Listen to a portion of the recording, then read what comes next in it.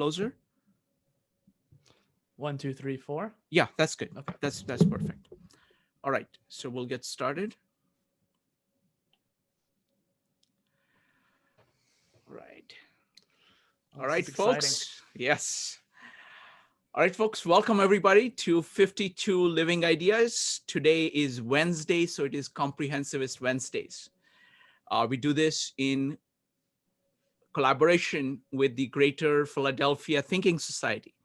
And we've had some incredible presentations. I'm delighted to have Dustin Miller, the PolyInnovator, with us today.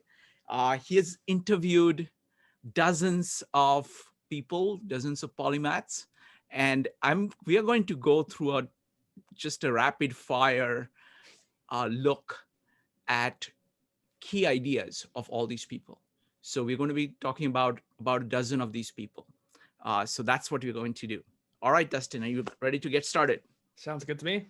Wonderful. So Dustin, what is your history with, what is this polymath thing, and when did you discover polymathy? How did you get into it?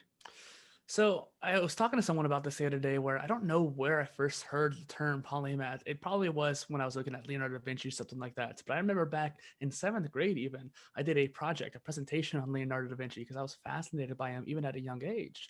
And so even before then, I had this entrepreneurial spirit. And so I felt that entrepreneurs have always been very polymathic. And I think that just the mindset often is curious and driven and just being able to do things. So I often had that kind of mindset pretty early on. Wow. Now, you have interviewed over 70 people. Yeah. So why do you interview people? Well, for one, I've always wanted to interview people. And I think that too, I always wanted to find a way to go about doing it that was more natural to what I was about. I didn't want to do it about a specific niche. And this is something I actually had to do with my own content as well. Like, am I a niche? Am I this? Am I that? And I realized that I don't have a niche. I have an anti-niche, and that's polymathy or comprehensivist, where I'm being comprehensive over many different areas. And so that became my quote unquote niche. The Polymath podcast actually started out during my other endeavor beforehand, where I was creating other content around innovation.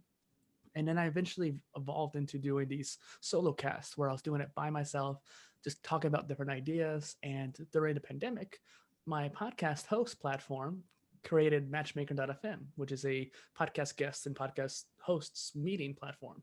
And I was able to meet a whole bunch of really cool people, including very polymathic people, pretty quickly. And I was able to get a whole bunch of people going pretty quick as well. Excellent. So now, how do you go about interviewing people? What's your style of interviewing? I know that you have a whole video about that. So tell me what's your method of interview? First and foremost, I try to look at what their social online presence is, and you can tell a lot about by somebody by their profiles, whether if it's incomplete or if it's really detailed or what they have on it, what their niche is, what their companies are. And when you go to a Twitter profile, for example, you can look at what their pictures are like, what they're sharing, and then go to their links. And you can often find a really astounding amount of information about how creative a person can be or how passionate someone is about something. And so what I usually do is I try to look for the keywords, like if they say polymath in their title for one, or maybe they are intellectuals or entrepreneurs, CEOs, people who I know are going to be multidisciplinary by nature anyways. Although I have had some people who are outside that norm. I go in, I see if they're interesting, I reach out to them. If they're interested, they sign up. Once they sign up, that's when the research phase hits. And I'll do a deep dive into all their platforms and see all the different aspects about that person. I remember actually having a really awesome guest who we'll talk about later, who I scrolled down to the bottom of his Instagram feed and I found out who his hero was purely because of that one little small endeavor to check out his feed. And I thought that was a really interesting piece. And so I brought that up in the interview. And it's that personal touch that I try to add to it that really gives a very strong emotional ties to the content. And people even get really excited. Like when you did the interview for me, you had a very personal touch to what you were talking to me about beforehand. That's what I try to do. Excellent. All right, so let's dive into it, okay, because I can't wait. Yeah. So let's see. We are going to start with Nate Pio. Mm-hmm. So who is Nate Pio?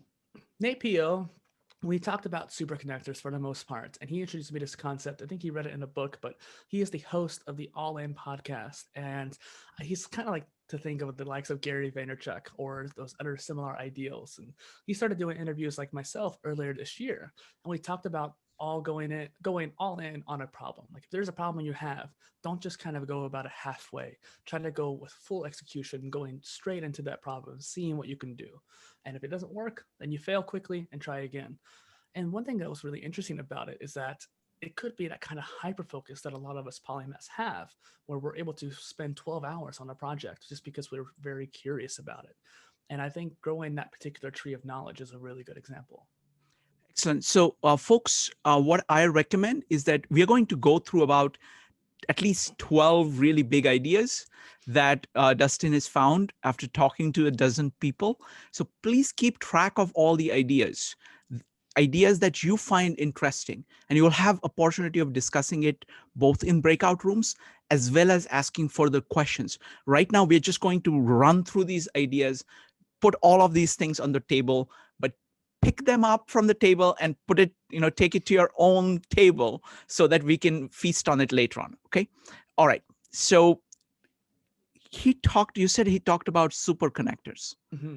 So say a little bit more about superconnectors. Yeah, and so it was really interesting because he introduced me to the concept of it. It's like the people who are the go-to when you have a problem. So, for example, at my old employment, or I still work there, but my old job that I worked, people would come to me if they had a problem, even if there was a manager right there, just because I knew enough people in the location to point them in the right direction. And this doesn't necessarily have to do with polymaths per se, but I do feel like that a lot of polymathic people are these superconnectors in a way. A great example is someone like Bill Gates, who is polymathic in actions and knowledge, but also can connect people when there's a problem. So I remember he has like a panel every year or so where he'll get the best specialists, and he'll know a deep level in those fields, but not nearly as much as those specialists. And then he's able to go toe to toe with those people, and he's able to connect between those different dots.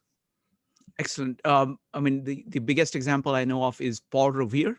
So that night, in order to strike the alarm, 4 different riders left Boston to warn people. But it was Paul Revere that was remembered because he was at the junction of many, many different social groups. So whenever he went to the town, he knew whom exactly to wake up. And the way in which they responded to him was far more intense and far more, quick than anybody else. So that's the ride that we remember. So that's what superconnectors are about. Okay, next up, do you want to say anything more about Nate Pio or superconnectors before we go to the next one? Yeah, I think the also other concept was going all in on a topic and going all in on execution, so to speak. If you have something you want to do, and if you're curious about something, then try to go all in on it. And that's one of the topics that he talks about on his show. So that's what I want to mention too. Wow. Okay. Excellent. So all in and superconnectors. Excellent. All right. Next person is Abhishek Lahoti. Who is Abhishek?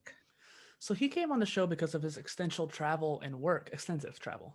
And from being like a mixologist to being a solutions architect, which on the side note, I think is a great choice for a lot of polymaths. Being able to be a solutions architect and find the solutions to problems that businesses face, I think is a very common application for our knowledge. And it's interesting too, because he hosts his own show as well, which I was on. And he was one of my first guests on the show. I think he was number 10 or so. And he was one of the ones that got me thinking about how common polymathy is out there. And I think you said something about it last time I talked to you too, how pretty much everybody is a polymath in some degree or shape or form.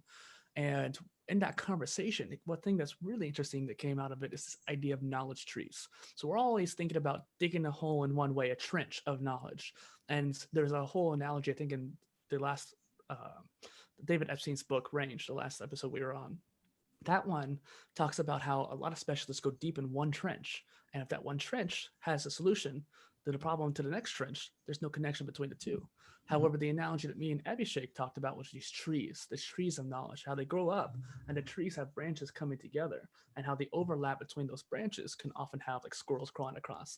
And it's that analogy of how these ideas can transfer between each other. What is mixologist, by the way?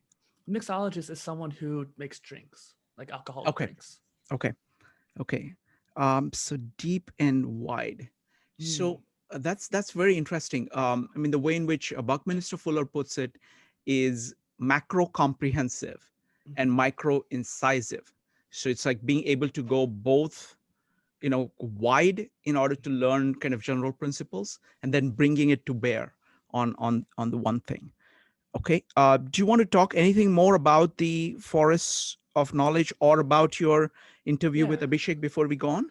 Yeah, I would, because we're all familiar with that T chart, so to speak, the T-shaped marketer, for example, and that kind of thing, the jack of all trades width and the specialist depth.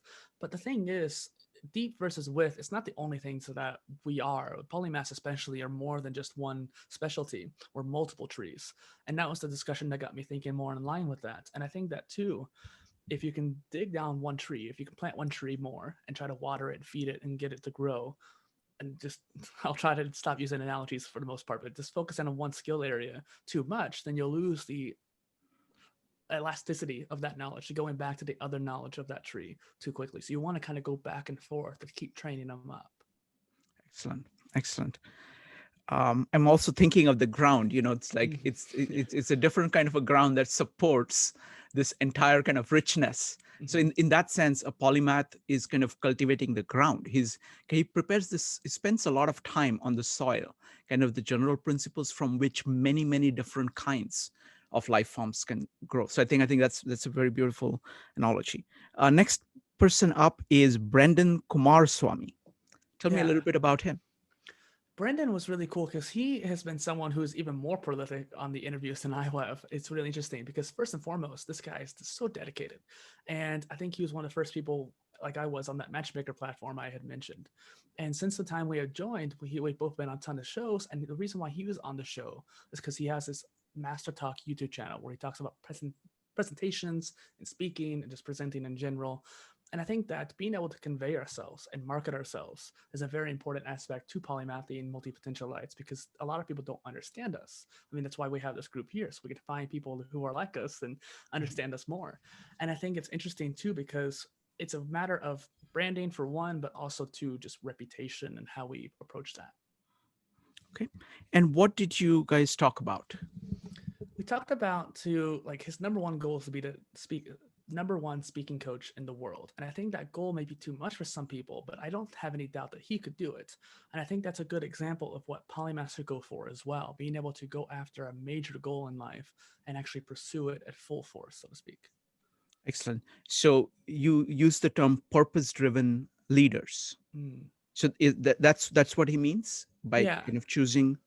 So I guess one example to be making is that in his field, this presentation and speaking field, all or most of the creators, and these are his words for the most part, the content creators are mainly older white men when it comes to presentations. And he is someone who's Canadian with Indian descent and brown and younger. And so it's one of those things where I think that he wanted to show off his abilities as well. And he wanted to spread awareness in the world of how strong he can be in this space as well.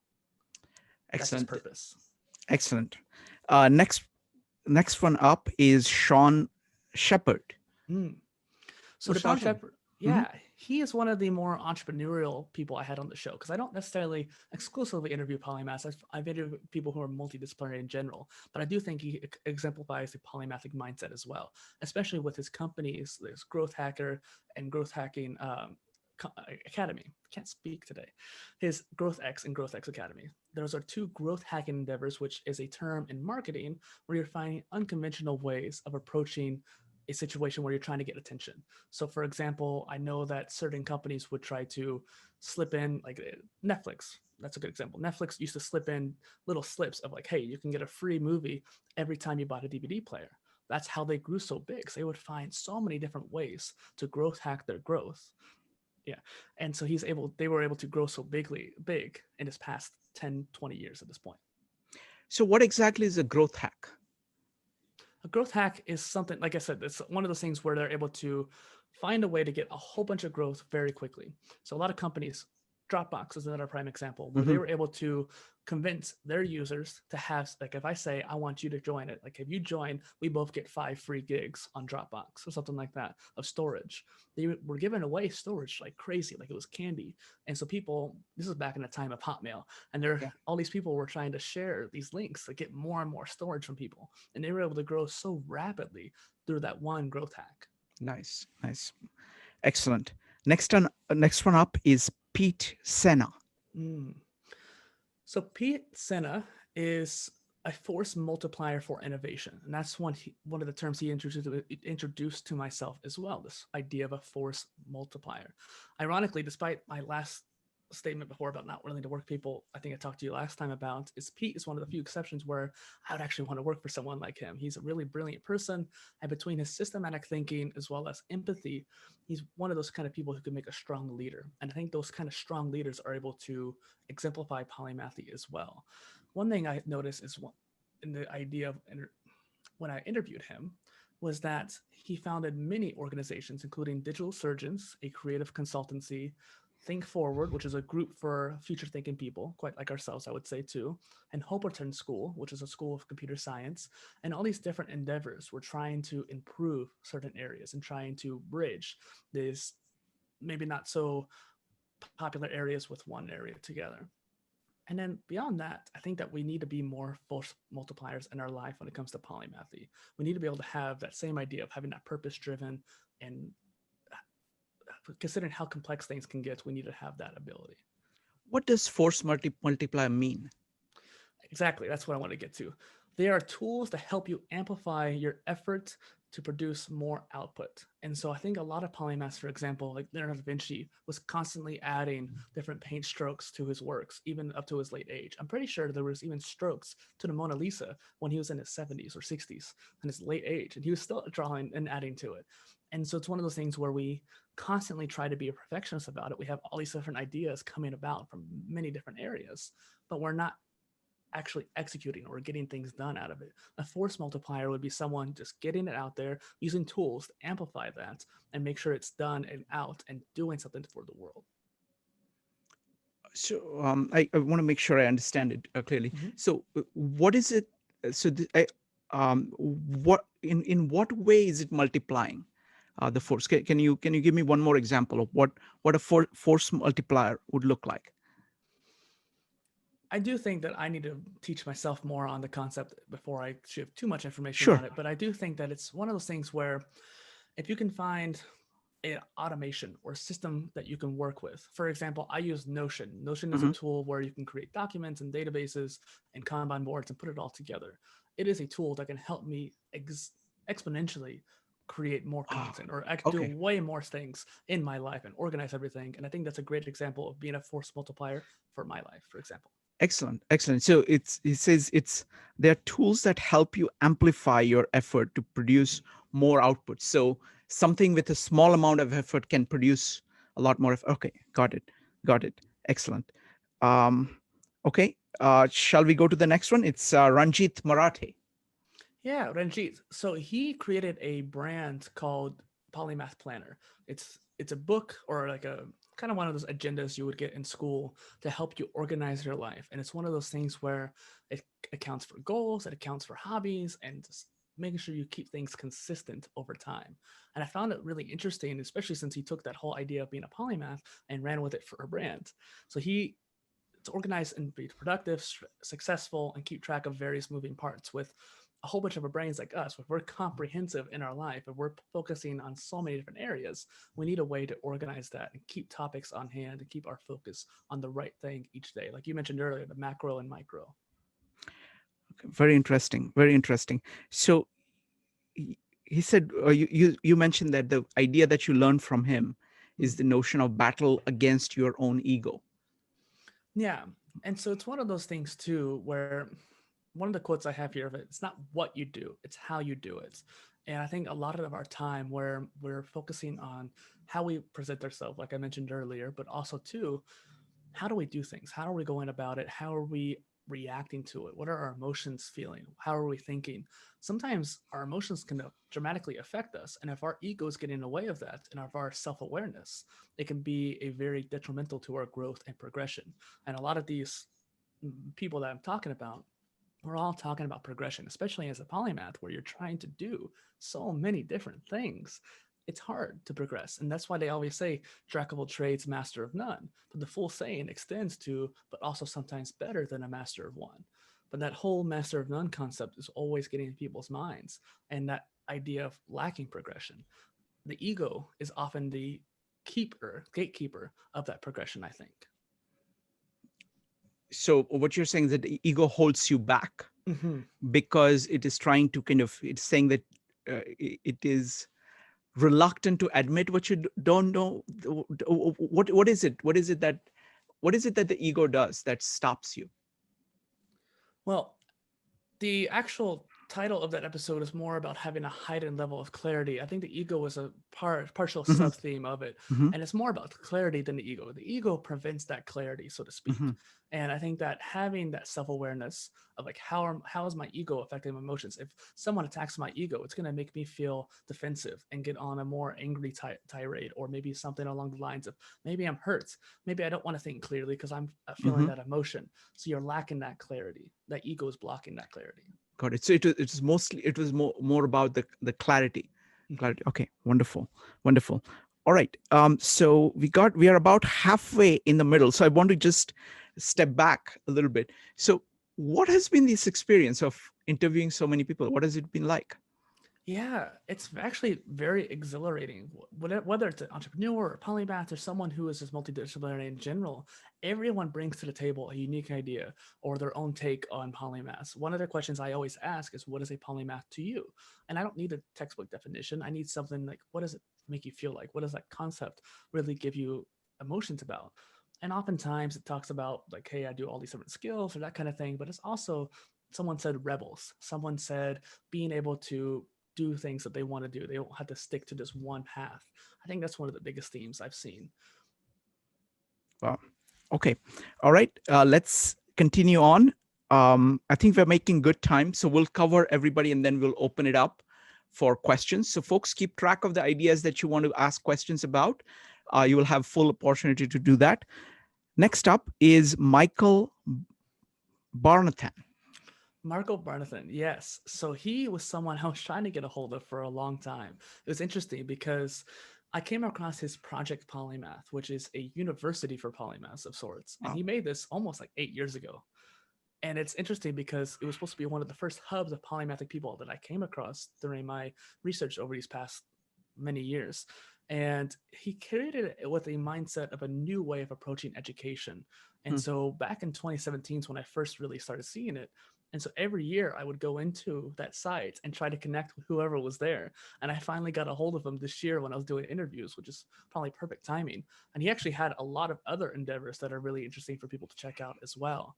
But he wanted to find that new education platform. So the quote he talks about, if one Da Vinci could change the world, what if there were thousands of them? And so the first time in history, we're training polymaths. And that's what his project Polymath was all about. And I think that's really has a lot to say about what he was trying to do, but also the people he was trying to be around. Wow. Wow. So what, say a little bit more about the project Polymath.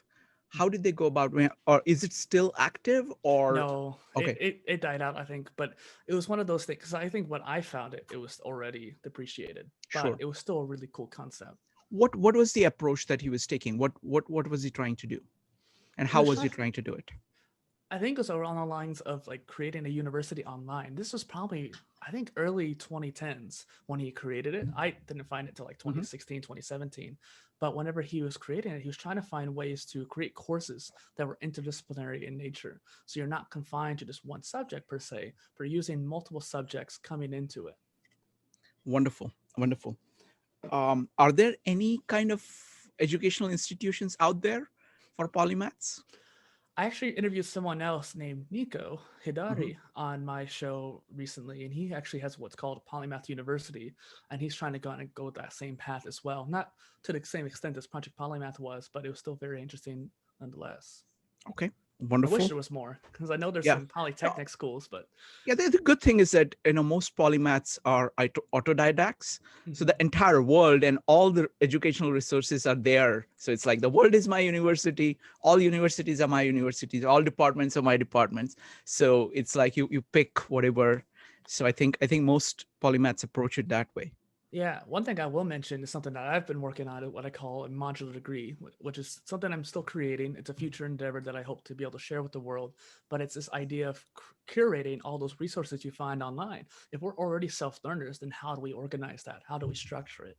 And so I wanted to help people, especially polymathic people, to be able to organize a very polymathic education, not just a linear structure, but have it be more like a skill tree, so to speak. Mhm. Wonderful. Next up is Alex Dunsdon. So this guy was so cool. He created a concept called Linkybrains with one of his fellow workers. And this Linkybrain is something that's probably comes straight to our hearts as well. And he was really kind, and I really am grateful to have him on. Him and his colleague came up with that Linkybrain idea, which are just basically like polymaths, but see the connections between different areas. The difference here is that Linkybrains are more like a habit, whereas Polymathy is more like a lifestyle, I would say. Although I wouldn't say they're mutually exclusive. So say a little bit more about this linky brain idea. What did they mean? So, for example, something he mentioned is that human nature is bound to repeat. Like, we always repeat ourselves. That's one thing that we've always done over history. And I think that in mind, linky brains and polymaths are the ones that can see the cycle start to repeat. And it's those connections that you make, the systematic thinking of like, hey, I've seen this situation before. What happened after that the last time? Well, perhaps me learning history will help with that too. But perhaps maybe one thing come down to this next action or this next action. And you can see that kind of, you almost predict what's going to happen, so to speak, and be able to change the outcome by acting differently. Wonderful. So we are about at the halfway point. I think we've finished about 6 or 7. We have half more to go. What I want to do is that I want to have give an opportunity to people to ask questions. So folks, if you have questions, we've got 4 rules of doing this. Number 1, type exclamation mark in chat or raise your hand in Zoom in order to ask a question. Number 2, keep on topic. You can talk about any of the ideas presented. Number 3, be brief. And number 4, feel free to disagree with anybody on anything, speak your mind, and do so courteously. It's going to be Joe followed by Kevin. Joe, go ahead.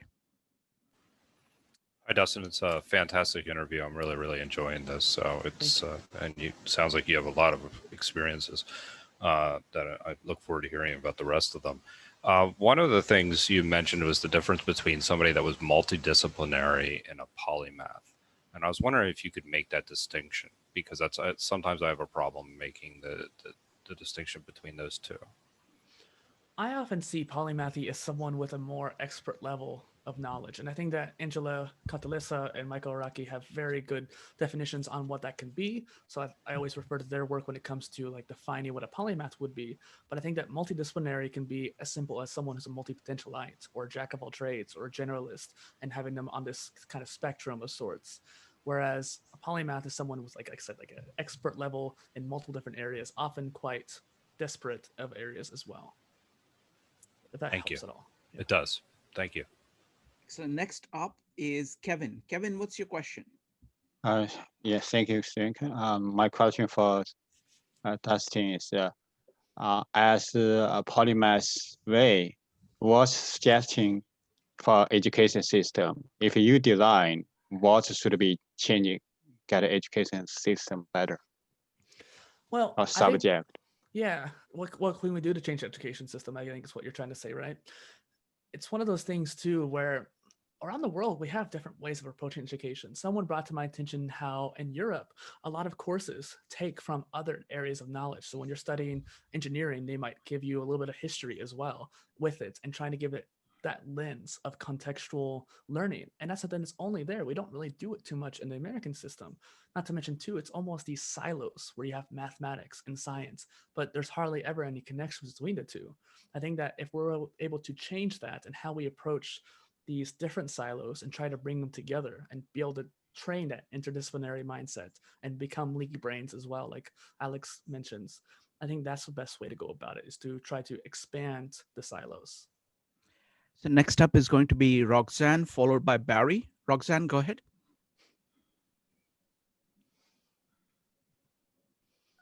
I'm going to pass. Thank you. I'll just listen. Okay. Barry, you're next. When I went through a great change in my life when my became a caregiver of my wife, and then she died and everything, I came up with an idea because I had to learn skills that I did not have. And especially in dealing with my emotions as an engineer, that's not something I was taught. So I came up with this idea of creating Barry University, where I was the dean, I was the chancellor, and I was the student. And I would hire tutors. I had an art teacher, I had a guitar teacher, a yoga teacher, and so whatever subject I wanted, I would hire them until I became sufficiently proficient, and then I could expand it and do it. And then I become an autodidact. Okay. Mm-hmm. So did anybody come up with that idea of a more loosely formed university where each polymath has a model like that, and then they can create their own department? Because the purpose is not to get a degree, the purpose is to learn. Mm-hmm. When it comes to the people who have been on the show, not so much along the lines of education at this point. I think there's been some people we've talked about changing education and what we can do about that per se. But when it comes to polymathic education, that's one reason why I was trying to do that modular degree concept, where it's not about the degree, it's about the modular aspect. If you want to change, if you're like, okay, I'm done with this coach, I want to switch to a more autodidactic path, then you can, so to speak. It can be that modular pathway. I think what you did there, Barry, is really interesting, where you chose.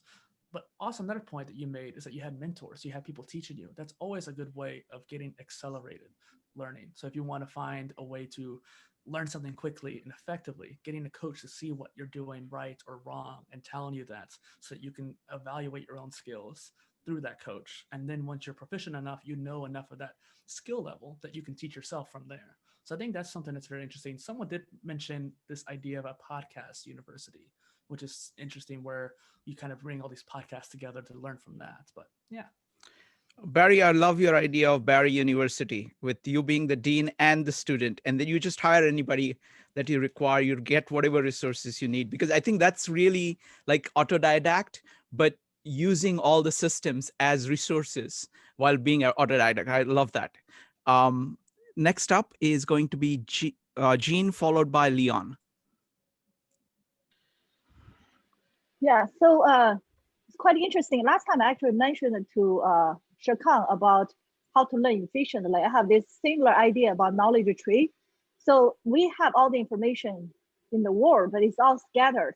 I think to learn any subject efficiently, if anybody, like they have this like Wikipedia type of thing, like everybody like put this, like you learn this subject, you start with this big structure, then you learn this, then there's kind of organize the information.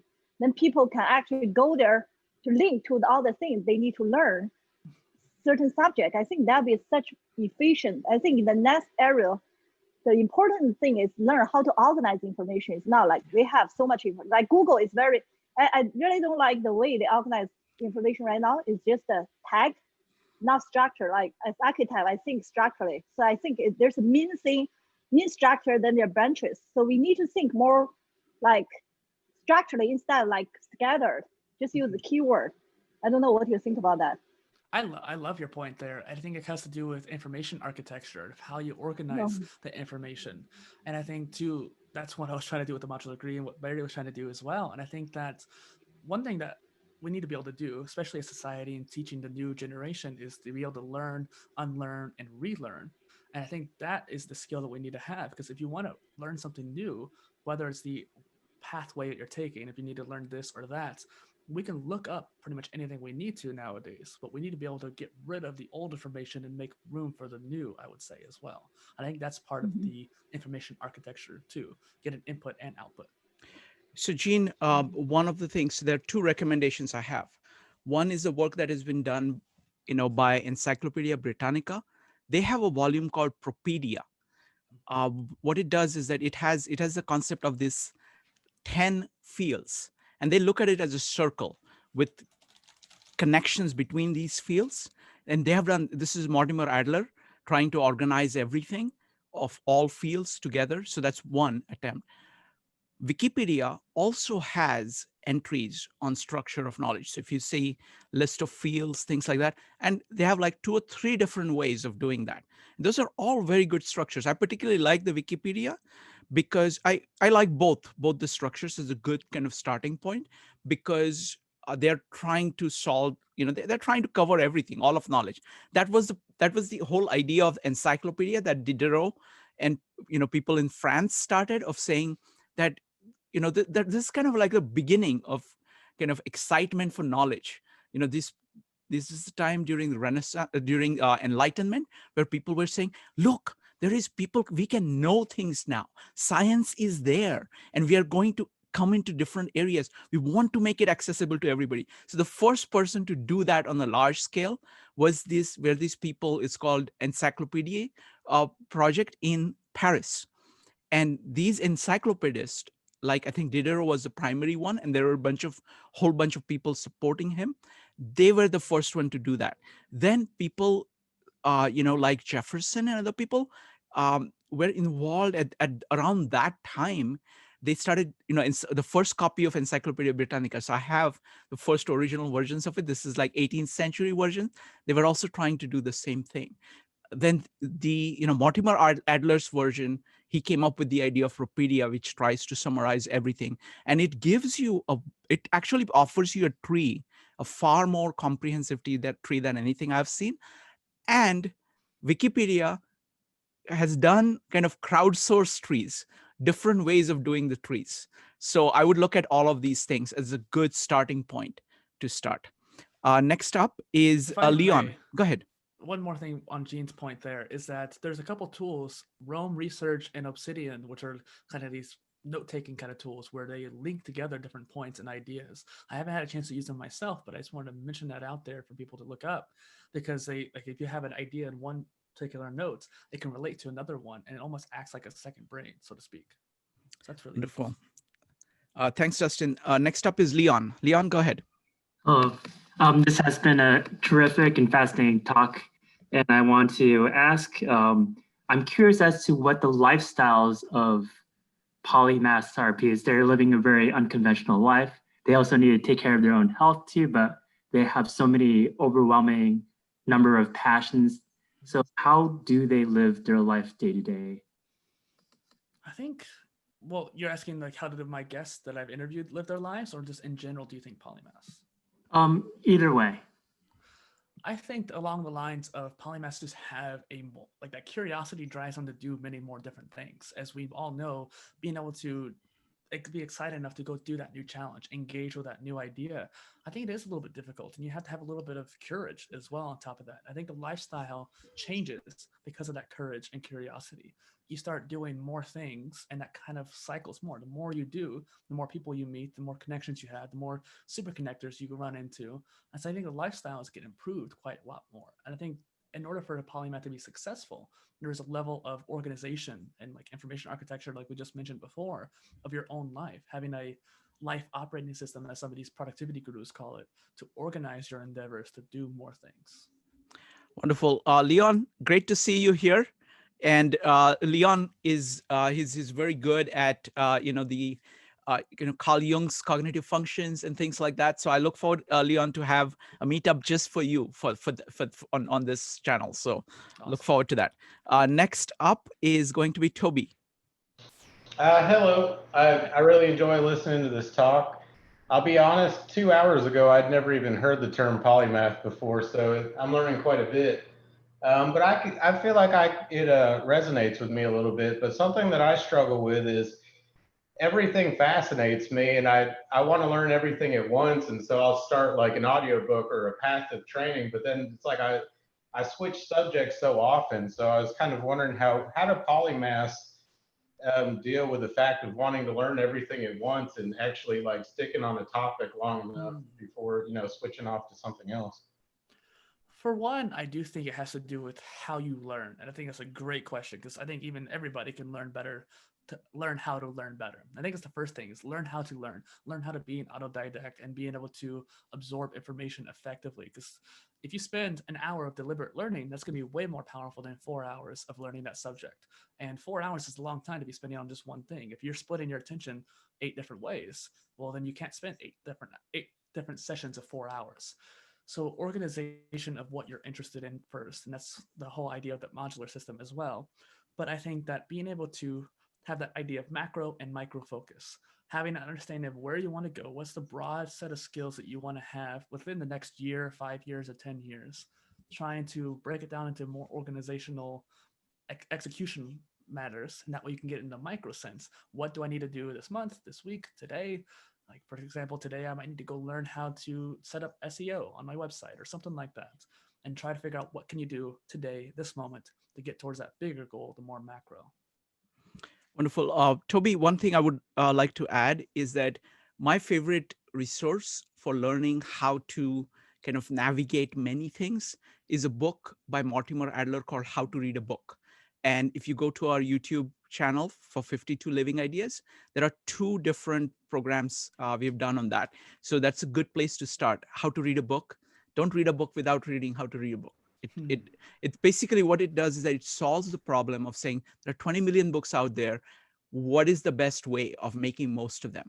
So it involves both figuring out your goals, being very active in the process, being very selective, going across many fields, and how to navigate all of that. So it's a really powerful set of tools. It's a classic. It's been around for like 60 years. So that's what I would recommend. All right, folks. So go ahead. Yeah. I'll say I'll definitely check that out. I really appreciate that. Sounds good. Sounds good. And welcome to the meetups. So Dustin, let's go to the next person, shall we? And then we'll open it up for questions again. All right. So next up is Aaron Smith. Who is Aaron Smith? So we were speaking of education a couple of questions ago, and I think that he's a really important guest to talk about. He wrote a book called Blank Check, which essentially asks the question, if you had unlimited money, what would you do to change the education system? And we talked about where education is headed and what needs to be done, especially now during this crazy time that's happening. There was a lot of people who didn't have access to the internet, but if all of our internet's online on Zoom meetings like this, how are these students getting to that school or getting to that online school, so to speak? And so we talked a lot about what needs to be done, what could be done. I think it's really interesting too, because that whole idea of what could you do with unlimited money. And we were talking about earlier how we need to be making schools more interdisciplinary too today. And I'm wondering how we can combine those together in a way. Wonderful. So what kind of ideas does he talk about in terms of future of education? So one of the biggest things he talks about, a massive change, is that businesses need to be in school. And so that means that giving people an opportunity to try out what these roles might be like, and kind of going back also to the vocational training. A lot of polymaths that we know that we can think of are people who had multiple vocations as well. And vocations where you had a mentor like Barry's talking about, or someone teaching you and getting that idea very quickly and actually going into that field and working in it. You don't often learn how to do something at college. You learn how to get started and get a foot in the door through college, and then you actually learn how to do it in the job. And so being able to get that business in the school quicker so that way you can get into the job quicker, I think is a unique idea he shared with me. Excellent. Next up is Lance Wantenaar. Wantenaar. Okay. Yeah. I got confused too. It's a W there. It's pronounced as it could be, Wantenaar, over Kiwi, over across the world. So this one was a lot of fun. I actually had been on his show first, where he's thinking like a genius is what he hosts. And I thought it was really interesting because it was one of the few interviews I've been able to do where I was able to express all the polymathic pathways and traits that I often like to. This is another great example where I'm able to do so. So thank you, Shrikant, for having me for this. And he's a cybersecurity professional, but he's also a philosophical psychologist and even online content creator. And that's who he is. And I think that when he came on, we were able to go into a lot of various topics as well. Wow. So he's talking about thinking like a genius. So how do you think like a genius?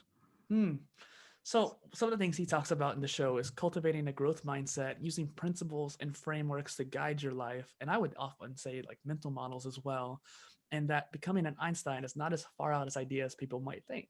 And I think that's a really good analogy as well, because becoming a genius is often this elusive thought, like, oh, you have to be born with that IQ. But they've learned that neuroplasticity, that whole field has evolved dramatically, and being able to learn new ideas and expand upon what we already know. And learning language, for example, people always say like, oh, I'm not young anymore, I can't do it. But as you know, as someone who's rather polyglot, Shrikant, you're able to learn languages pretty well. And as long as it, by your definition, being able to get to a literature writing level, then you know that language well. we all can do that, but it's a matter of pushing to those limits and learning effectively, learning how to learn, like we mentioned earlier.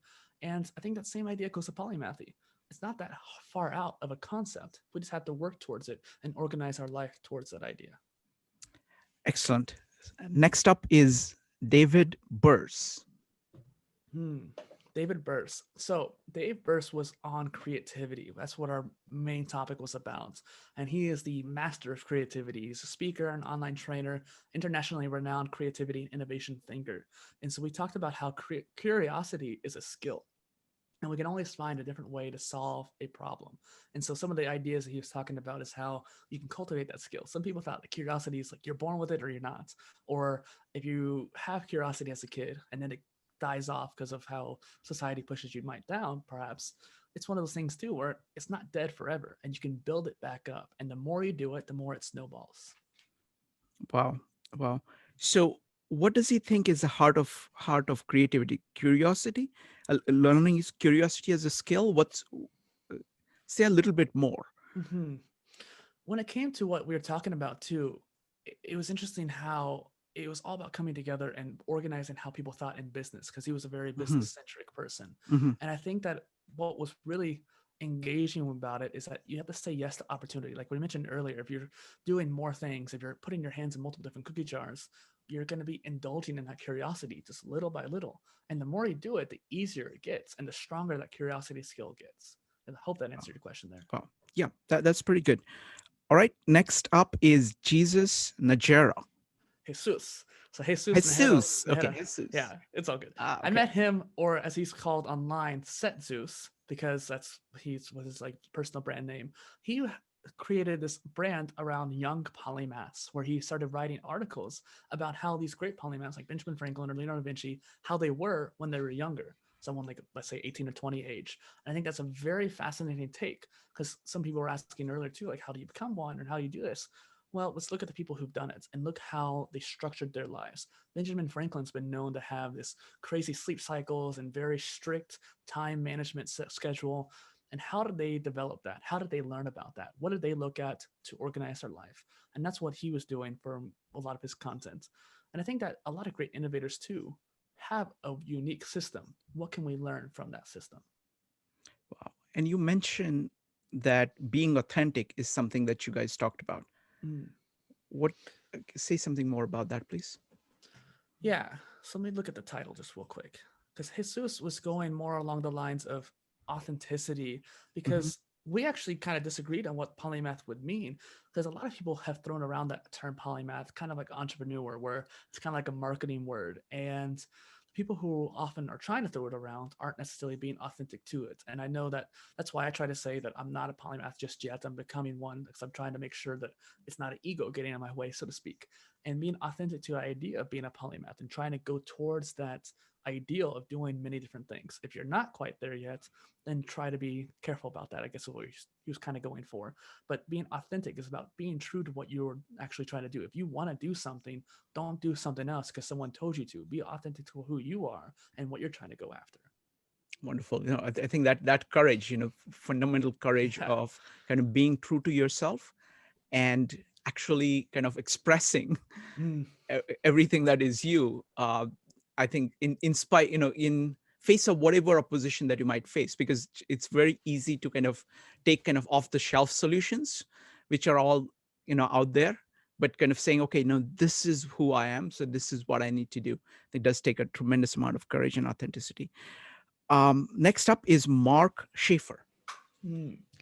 So he is one of the world's leading marketing authorities and keynote speakers on marketing. And he's actually one of the guests who I had on who actually had COVID before he came on. And so that was something we were talking about because we recorded this during the first quarantine whenever I was talking to him. It was interesting to get his views on that. And I think that, especially since he created a downloadable book called the Pandemic Playbook, and this is more for like businesses, but I think that all of us can look at it as well, where it talks about how businesses need to adapt to the situation at hand. If you aren't catering to the basic needs like food, shelter, water, and being able to provide for your family, then you need to adapt. There's some businesses that are focused on self-development, like exercise or maybe getting supplements. Sure, those are useful when you're trying to get to the higher levels of Maslow's hierarchy of needs, where you're trying to get to those top tier pillars of like, I want to develop myself and become more, that kind of thing. This great grand ideas that we should pursue. But when you're trying to find a way to pay for rent or pay for food, that's one thing he was talking about. Wonderful, wonderful. So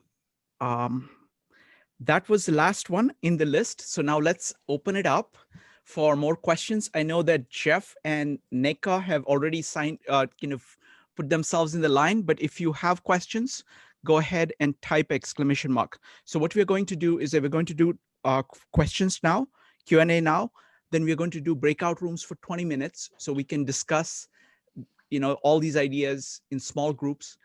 And then comes the part where we come back into this main room and share our takeaways. And there you can raise any new questions, any observations that you have. You'll have plenty of opportunity to interact. All right, so folks, time for Q&A. Jeff, you're next. Give me just a second. Let me make sure everything is good here. Yes, Jeff, go ahead now. Thank you both for this. It's a fascinating conversation. Early on, one of the people you interviewed, I didn't catch his name, talked about purpose, and I think you might have said something in the realm of kind of purpose-driven leadership. And as you spoke about it there, you kind of spoke about it with regard to pursuing goals, being able to define them and pursue them. As I think that there are elements of thinking about a polymath that are the acquisition of information, sort of learning theories, being able to be a better learner. But what I wonder is if you found out anything in all these interviews regarding how folks decided what their purpose was, not just maybe a physical result they were trying to achieve, but why, to what end, for what benefit. Mm-hmm. Brenden Kumarasamy is who we were thinking of, and thank you for asking that question there. It is interesting to think about how a lot of people can't find their purpose at first. And I think I was lucky when it came to my own life, where I was trying to figure out what I wanted to do. Well, early on, I wanted to pursue business. I even had my own business selling temporary tattoos when I was 10. It was one of those things where I kind of built that path, and I was lucky enough to figure out that pathway early on, but a lot of people don't figure out until later in life. And I wonder if, too, that has to do with how this industrialized society we've cultivated as a nation and global culture, that like, hey, you need to have this one idea, this one specialty kind of thing, where you need to get this one degree. I think that kind of stifles it, because what we talked about, Joseph, last time was the book Range, where some of the best people who were specialists were able to find that specialty after trying out so many different things. They didn't know what they enjoyed doing until they tried it.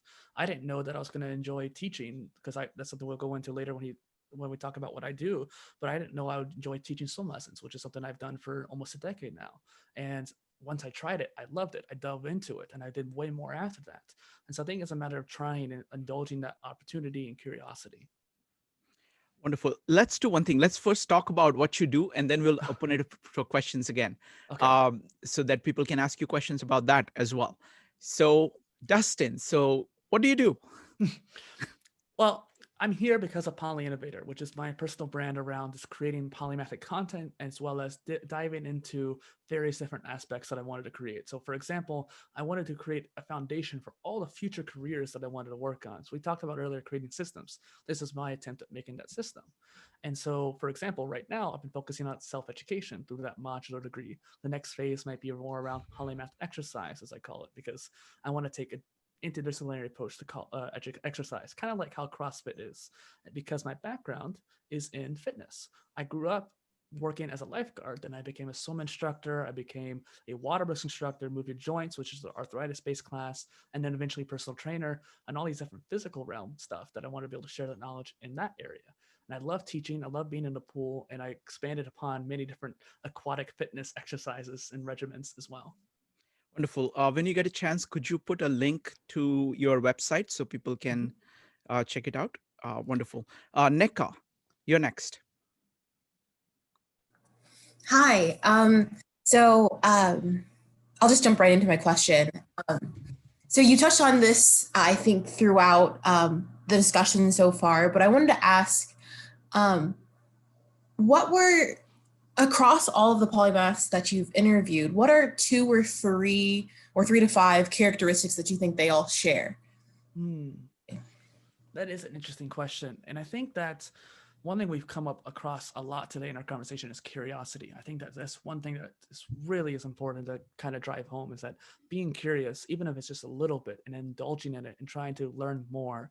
Another aspect is a lot on the lines of bridging connections together. So we had Superconnectors and Linkybrains and curiosity frameworks and various different aspects around that. Lance Wantenaar, for example, talks about loops and spheres and trying to get into these loops of creativity and going back into this curiosity and kind of understanding your own cycles in life. And so I think that beyond just curiosity and creating connections, there's also this idea of self-awareness. So one person I talked about was spirituality, some person I talked about with clarity. And it's one of those things where understanding what you want, like the other question earlier asking about purpose, well, you have to have self-awareness, know what your purpose is. Those are the 3 traits I think would be applicable. Interesting. Thank you. Wonderful. Next up is Julie, followed by Joe. Julie? Hello. I'm not really quite sure what to call this skill, I guess, but I know my mind works like that. For example, like the Nobel Prize for some kind of cancer research, she got her idea of sitting in a doctor's office and looking at an article about sheep herders and how the wolf comes and that relationship. And so she saw the answer and suddenly she applied it over to the antibodies and how that system worked. And she won the Nobel Prize for discovering that. And I guess I would say it's the same thing as the lawyers being able to look at past cases and see the similarities and make those distinctions so they can present their case. Is there a word for that? And I think that maybe the tree of knowledge one was, you were talking about, maybe related to that. Yeah, no, Julie, that's fantastic. I would say transferable knowledge would be the best way to describe it. So areas of those trees, what those trees grow out to have the branches, those branches are that transferable knowledge. What connections can you make between those areas? Linkybrain will be another way of kind of explaining it. The people like you or that person who discovered that research was one of those people who had the linky brains, so to speak, where they're able to see the connections between those 2 areas and see that picture or that article and think about it from a different lens. Thank you. Yeah, it's a great Wonderful. question. Excellent. Thank you, Julie. Next up is Joe. Just really briefly, I actually have a couple different questions, but I'm going to go with the one that I would like your opinion on the most, is the idea that polymathy in an industrial age, how we incentivize specialization. But do you think that that's actually changing with automation and the need to be a polymath and the need to reinvent yourself more times over in your career? And that cycle is actually tightening a little bit. Do you think there will be more of a drive to be a polymath? And what would society do in order to maybe adjust to that? Yeah. So I do think that we are changing. One of the episodes even talks about like this modern renaissance, so to speak. And I think through the internet is a great way to think about it. We're all meeting right now through the internet and having this discussion and expanding our minds and talking to each other. And I think that because of the way we're connected, and I think that the internet's actually evolving in really interesting ways to actually exponentially change that with decentralized networks like blockchain. But along the lines of what you were saying, there is societal norms. For example, someone I was talking to today, actually on one of the interviews I had, we were talking about how LinkedIn, when you look at jobs, they're looking for one job, the one position, that one skill, despite the fact that they probably need someone who's more polymathic. And one thing, Anupam Kundu, who was my guest today, he was talking about how certain recruiters are changing the way they're approaching those questions. Like, hey, we need someone with these soft skills, critical thinking, connections, being able to work well with people. And I think that polymaths are really good with a lot of that as well, because they're able to learn those skills quickly and adapt to those transferable knowledge between different areas. And as soon as those recruiters start to realize, hey, we need more of these unicorns or T-shaped marketers or people who are multidisciplinary, they'll start looking for people like that. And I think that once that happens, that's going to make a big change. All right, folks, so we have put all kinds of amazing ideas on the table, amazing examples of a whole range of people in a very fast-paced way. Now is the time to kind of go to breakout rooms. You'll have 20 minutes to talk about these ideas, and then you come back and then talk about your takeaway. You know, you can talk at any level. You can, you know, we are all polymaths here, or trying to be polymaths. And so speak your mind. You'll have between 1 to 2 minutes to talk about your takeaways, your thoughts on being a polymath. If you have any question, you can put it up there, and then we'll have a discussion after that. All right, folks. So I'm starting the breakout rooms now. Thank you for the diagram. I always love it when you send me something like that. And I'm working on another one actually already. Sounds good. All right, folks. Welcome everybody. Welcome everybody. Let me see. Yeah, everybody's back. All right. Folks, it's time for takeaways. And now it's much more broader. I mean, this is a very unusual meetup. You know, Dustin has kind of put so many things, so many interesting things on the table. He's talked about so many different polymaths, so many different ideas. So what are your takeaways from this meetup? How do you approach being a polymath? What questions do you have? So you have between 1 to 2 minutes. I'm going to call on people. If you don't want to share your takeaways, you can always type skip in chat. And let me just make sure everybody is, yeah, everything is good. All right, so I'm going to start with David Roller, Jeff, and Barry. David Roller, what are your takeaways? So we had a very interesting discussion, I guess, about the switching between the macro and the micro focus. And I found that discussion very insightful, and it's something that I can relate to. And then another interesting twist, I guess you could say, from that was it brought up the subject of the ability to cultivate the curiosity in your process of learning. So the more, or I guess I should say the observation or the expectation or the question was with polymaths, are they a curious, do they have more curiosity as it leads to or drives their desire to learn? Excellent. Excellent. So folks, this time, the takeaways time is for you guys, okay, for everybody. So what I'm doing is that I'm keeping track of all the ideas that everybody is presenting, and then we are going to choose themes which are repeated throughout, kind of central themes. And then I'm going to open it up for questions, not just questions, but comments from everybody, because all of us, this is a personal endeavor for all of us, and all of us have things to say and things to ask. So next up is Jeff, Barry, and Jean. Jeff. So I'm going to be a little bit of a dog with a bone here. Yes, please. And I want to press this question with regard to what end, because I'm personally on, I have been for some time, but I'm personally on a little bit of a quest to see how I might be able to help increase people's level of ambition to make the world a better place, both, you know, in a very enlightened self-interest way, which is the kind of phrase we've decided on, for themselves, as well as for the people around them, as well as for the people who are gone when they're, you know, for after they're gone, and the people who continue to live. And so my question with regard to the recognition of polymaths or polymathy is, does it in any way contribute to increasing people's ambition to leave the world a better place, to do something for good, not just to be great learners or brilliant or able to handle different kinds of perspectives? That's all great. I love it. Let's have more of them. But to what end? Because possibly so was Stalin. So possibly so were the Nazi doctors. To what end? Excellent question. So I will put the question down as, to what end? How does polymathy change the world? All right. Next up is Barry, Jean, and Leon. Barry.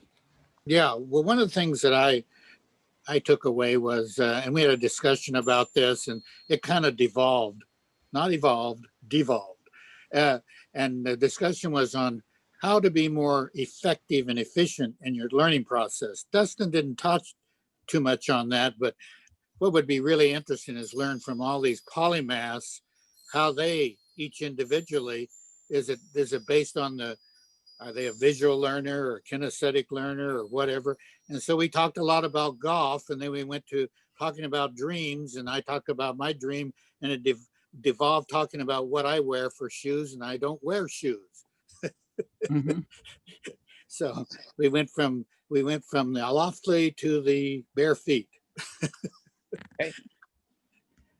Thank you, Barry. Next up is Jean, Leon, and Roxanne. Jean.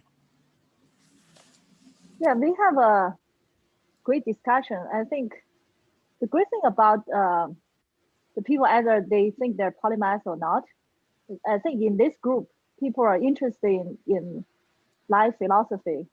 And I recently read some books and really enlightened. Like one woman in our group, 24 years old, she said she tried to get rid of all this Instagram, all this information. I said, that's great. That's exactly what I learned. You know, if anything stay from history, that worth us to learn. Otherwise, all the news and noise is something we have to get rid of. And as a polymath, we have so many interests. So it's even more important for us to screening all those unused, unimportant information. So we can focus on the more key interests we are interested in, and essential information. And also meditation is another way to empty our mind, to get in the essential information we're interested in, to get deep in different subjects. So that's what I get from the discussion. Thank you, Jean. Next up is going to be Leon, Roxanne, and Joe. Leon? I really appreciate this whole presentation because I think Dustin Miller is talking about a very healthy attitude towards life, curiosity. And as a psychotherapist, that's something I primarily promote with my clients, is to be curious, not take things seriously, not make things about yourself, but just having this curiosity about the world and how trying things out. So I think that is great. And one thing that I'm a wannabe polymath, I would say. So I'd say, like, even when I'm learning things new, and the things that I'm learning new, I'm not necessarily good at. Like, I'm learning golf this year. I started learning Spanish very recently. Is that it doesn't matter if it's new, because if you look at knowledge as a whole kind of thing, it's not like you're starting over. I always tell myself, whenever I'm learning something new, I'm learning what the basic learning principles are with everything. And with learning, the basic learning principles is like there's a flow state. And the example with when I was learning tennis was that when you get ready for things, you want to be relaxed. And a lot of people think that when they need to start something, they need to be very tense and very hyper-focused. But so I got to apply what I learned in tennis to what I learned in Spanish, and also doing artwork, is to get into that state. And so at the end, what I learned from our discussion was that a polymath is, though being diligent is important, it's not everything. And focus is not everything. Like in our discussion group, we talk about, like, if you take a shower, if you played a violin, right? That relaxes you, and you could start, and that allows your creativity to grow. And you could, so that's basically what I took away. Thank you so much for this. Thanks, Leon. Dustin, you had a quick comment. I would reserve all the comments till the end so that everybody gets to express their full views, and then we can respond to everything together. Is that okay with you? That's our pattern. So that way, all the great things get put on the table, and then we address everything together. Okay. I just wanted to say the flow was really awesome there, but I'll wait till later. Thank you. Okay, thanks. Thanks, wonderful. Thank you. Next up is Roxanne, Brian Park, and Brian Allaby. Roxanne. Yes, hi. Thank you so much. Our group was wonderful, and I'm trying to express myself the right way. I find that I want to learn all these things, and it is for my curiosity.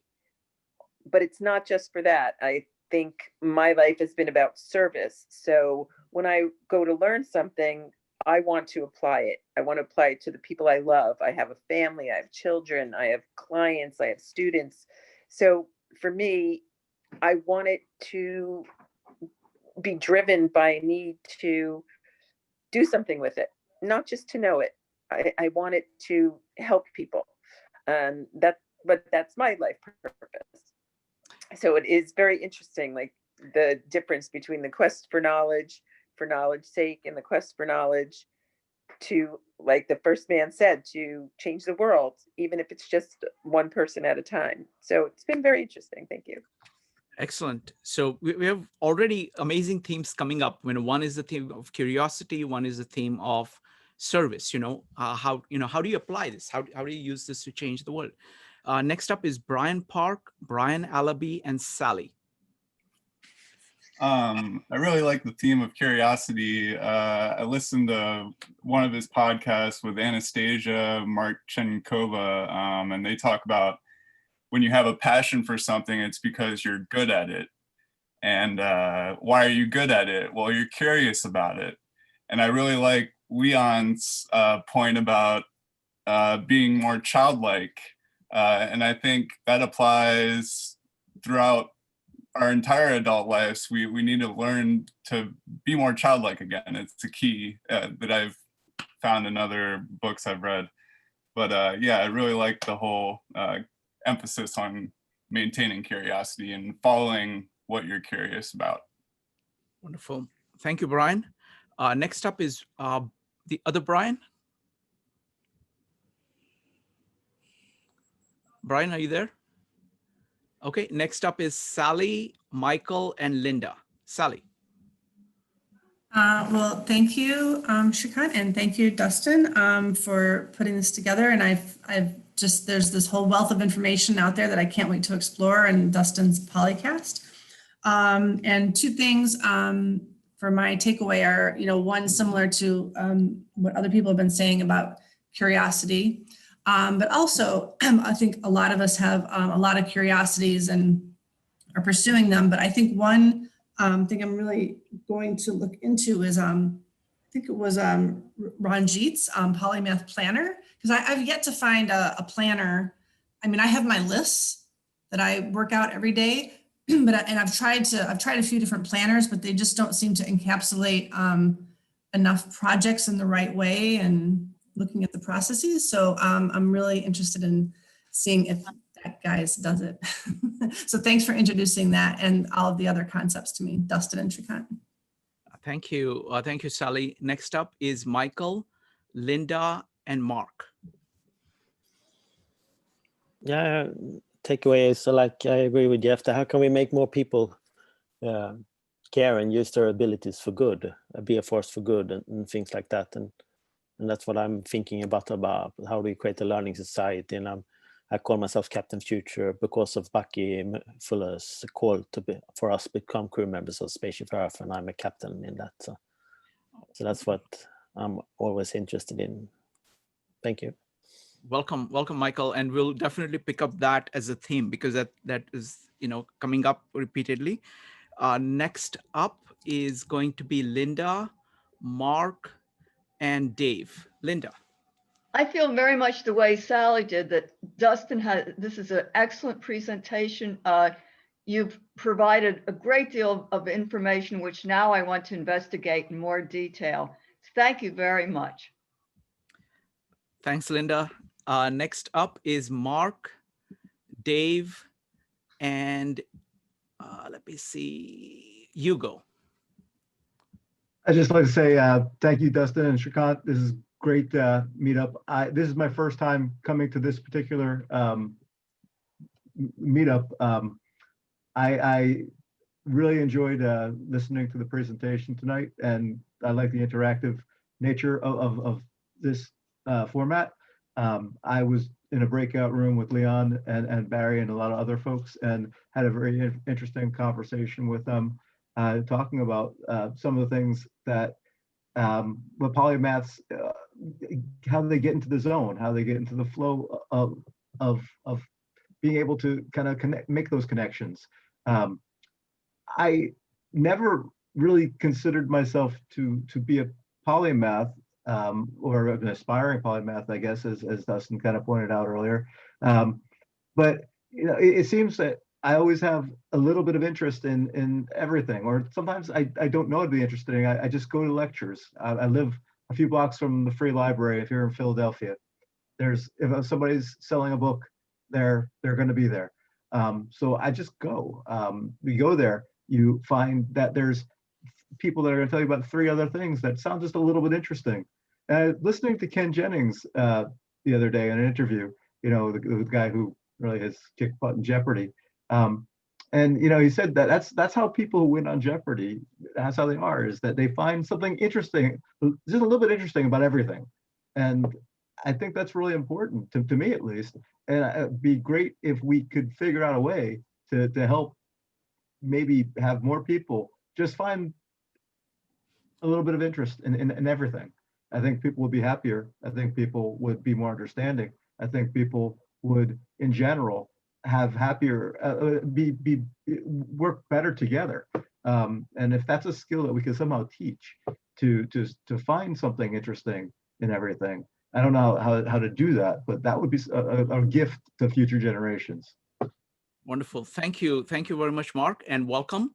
We do these meetups every day, and this is the same format. This is the same quality of discourse that we have every day, 9 p.m. Eastern Time, weekdays, and 12:30 p.m.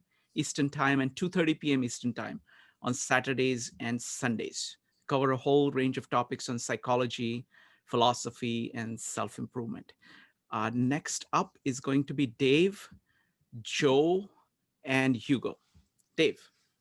Thanks, Shrikant, and thank you, Dustin. A very interesting subject tonight, and an interesting way to present it. In our small group, I advocated for specialists. I had open heart surgery a few years ago, and by God, I want a specialist to do that. But I was thinking since then that I don't mind if a polymath is looking over his shoulder and say, I've been studying material science, and maybe, a different suture made of a different material might, work better for you. So I think it'd be ideal for polymaths to be consultants. And I like to reflect a little bit off of Jeff, that to me, for polymath to be running a company, making one product, and his greatest idea is a new marketing scheme, to me is kind of a waste. But if he was a consultant going from place to place, improving our society, improving the world, I think that would be a great thing. And to me, it gets back to our education system. It's so cookie cutter. We need to have to educate polymaths, but also educate plumbers and brain surgeons. Anyway, thanks very much. Thanks, Dave. Next up is Joe, Hugo, and Toby. Joe? I just want to thank Dustin as well for joining us this evening. This has been a fantastic meetup, and I look forward to listening to some of those podcasts as well, because I really think that there's a lot of knowledge there, and I appreciate you sharing with it. I do like what Jeff's takeaway is, to what end. I think that's a really important question when we talk about polymathy in general. And the idea of curiosity as a skill is a really important takeaway for me as well. I think that that's something that we ought to be thinking about, and everybody had talked about previously.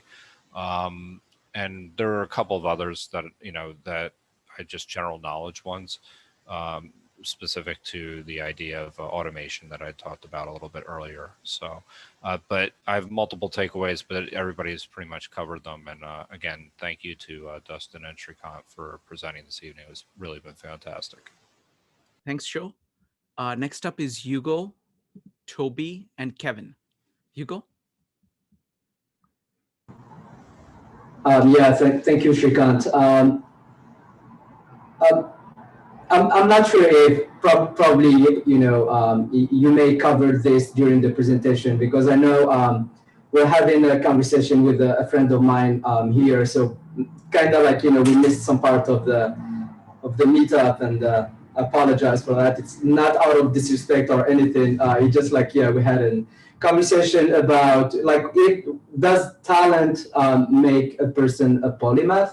Like, for instance, if someone, who knows how to play a musical instrument, and any kind of artistry is considered a polymath or not. And again, I apologize if you already covered this. And thank you again for your time. I appreciate it. Thank you, Hugo. Next up is Toby, Kevin, and Hiro, and Kane, sorry. Toby. My biggest takeaway is what polymath is, and that there's groups out here that kind of enjoy the things that I've always enjoyed, but I've never really been able to articulate because I didn't know that there was groups like this out there. Like me personally, I love to get deep on so many different subjects, and to me, it's always interesting. I'm very passionate about patterns and how things that seem completely unrelated can, in surprising ways, you can get inspiration from something that's completely unrelated, and then it'll help you in another topic. So, it's really cool to see people that are passionate about learning all kinds of things. And, it kind of inspires me to keep going and, get some of these connections together and listen to some of these ideas and maybe some ideas of how I can further, myself, and new ideas of how I can learn myself. Wonderful, Toby, and welcome to the meetups. And Brian, thanks for inviting him. We always, it's like, good thinking people add to the meetups. Each new person who comes in with their own ideas, their own questions, their own knowledge, just adds to the meetup. So really appreciate that. Next up is Kevin, Kane, and Hiro. Kevin. Thank you, Dustin. Good presentation. For me, my takeaway is to be a polymath is a kind of lifestyle about curiosity. It is like best nutrition for our brain. Our brain needs it, like our body needs a little bit of everything, different vegetable meat, and it's very open-minded. And during the takeaway, actually joining the Barry University, right? I would say my suggestion is, we find the time to interview him. He going to blow our mind. He's what he said is, we can live longer to be a polymath and a long life. I believe what he said.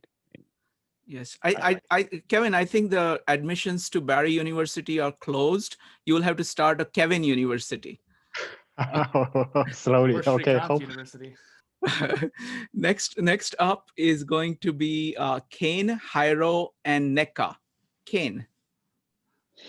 Hi, thanks. Hey, Dustin, what's going on? We've never actually talked like this, only over email. But I just wanted to say, I think it's really great that these conversations happen. People have so much interest. Everyone's excited about this topic. It is relatively undefined in a lot of ways. Even if you look at, the definitions available now, everyone basically has a different interpretation. And I think that's what's really important to remember about polymaths. No matter who is looking at the data or conducting assessments or developing spectrums or whatever it is, there's never necessarily going to be a catch-all. It's not polymaths are X, Y, Z, or polymaths have to have grown up a certain way, or polymaths have to have studied a certain way.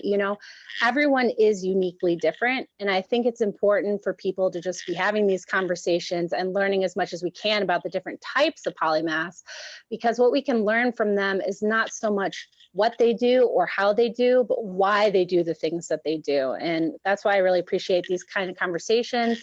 And I hope that everyone here who self-identifies as a polymath can join the Polymath Place group on Facebook, because there are a lot of these great kind of conversations that go on there as well. So thank you for that. Wonderful. And Angela does meetups here every other Sunday. So I look forward to seeing all of you folks there for that as well. And basically the meetups that we run here on 52 Living Ideas, there are 2 days where we are focused on polymaths as such, but all other days we are focused on different topics, mostly focusing on human beings like psychology, philosophy, and self-improvement. But we are always approaching it from this syntopical idea of connecting knowledge from different fields and bringing it to bear. So all the other days, it is basically being polymaths. These 2 days are reserved for talking about being polymaths. So so all the other days we're also pretty much doing the same thing. So you're welcome anytime. So next up is Jairo, Neka, and Mike. Jairo? Okay, next up is Neka. Hello? Yes, I'm back. It's hard to find my unmute button. That's fine. On Oh, this what are your phone. takeaways, sir?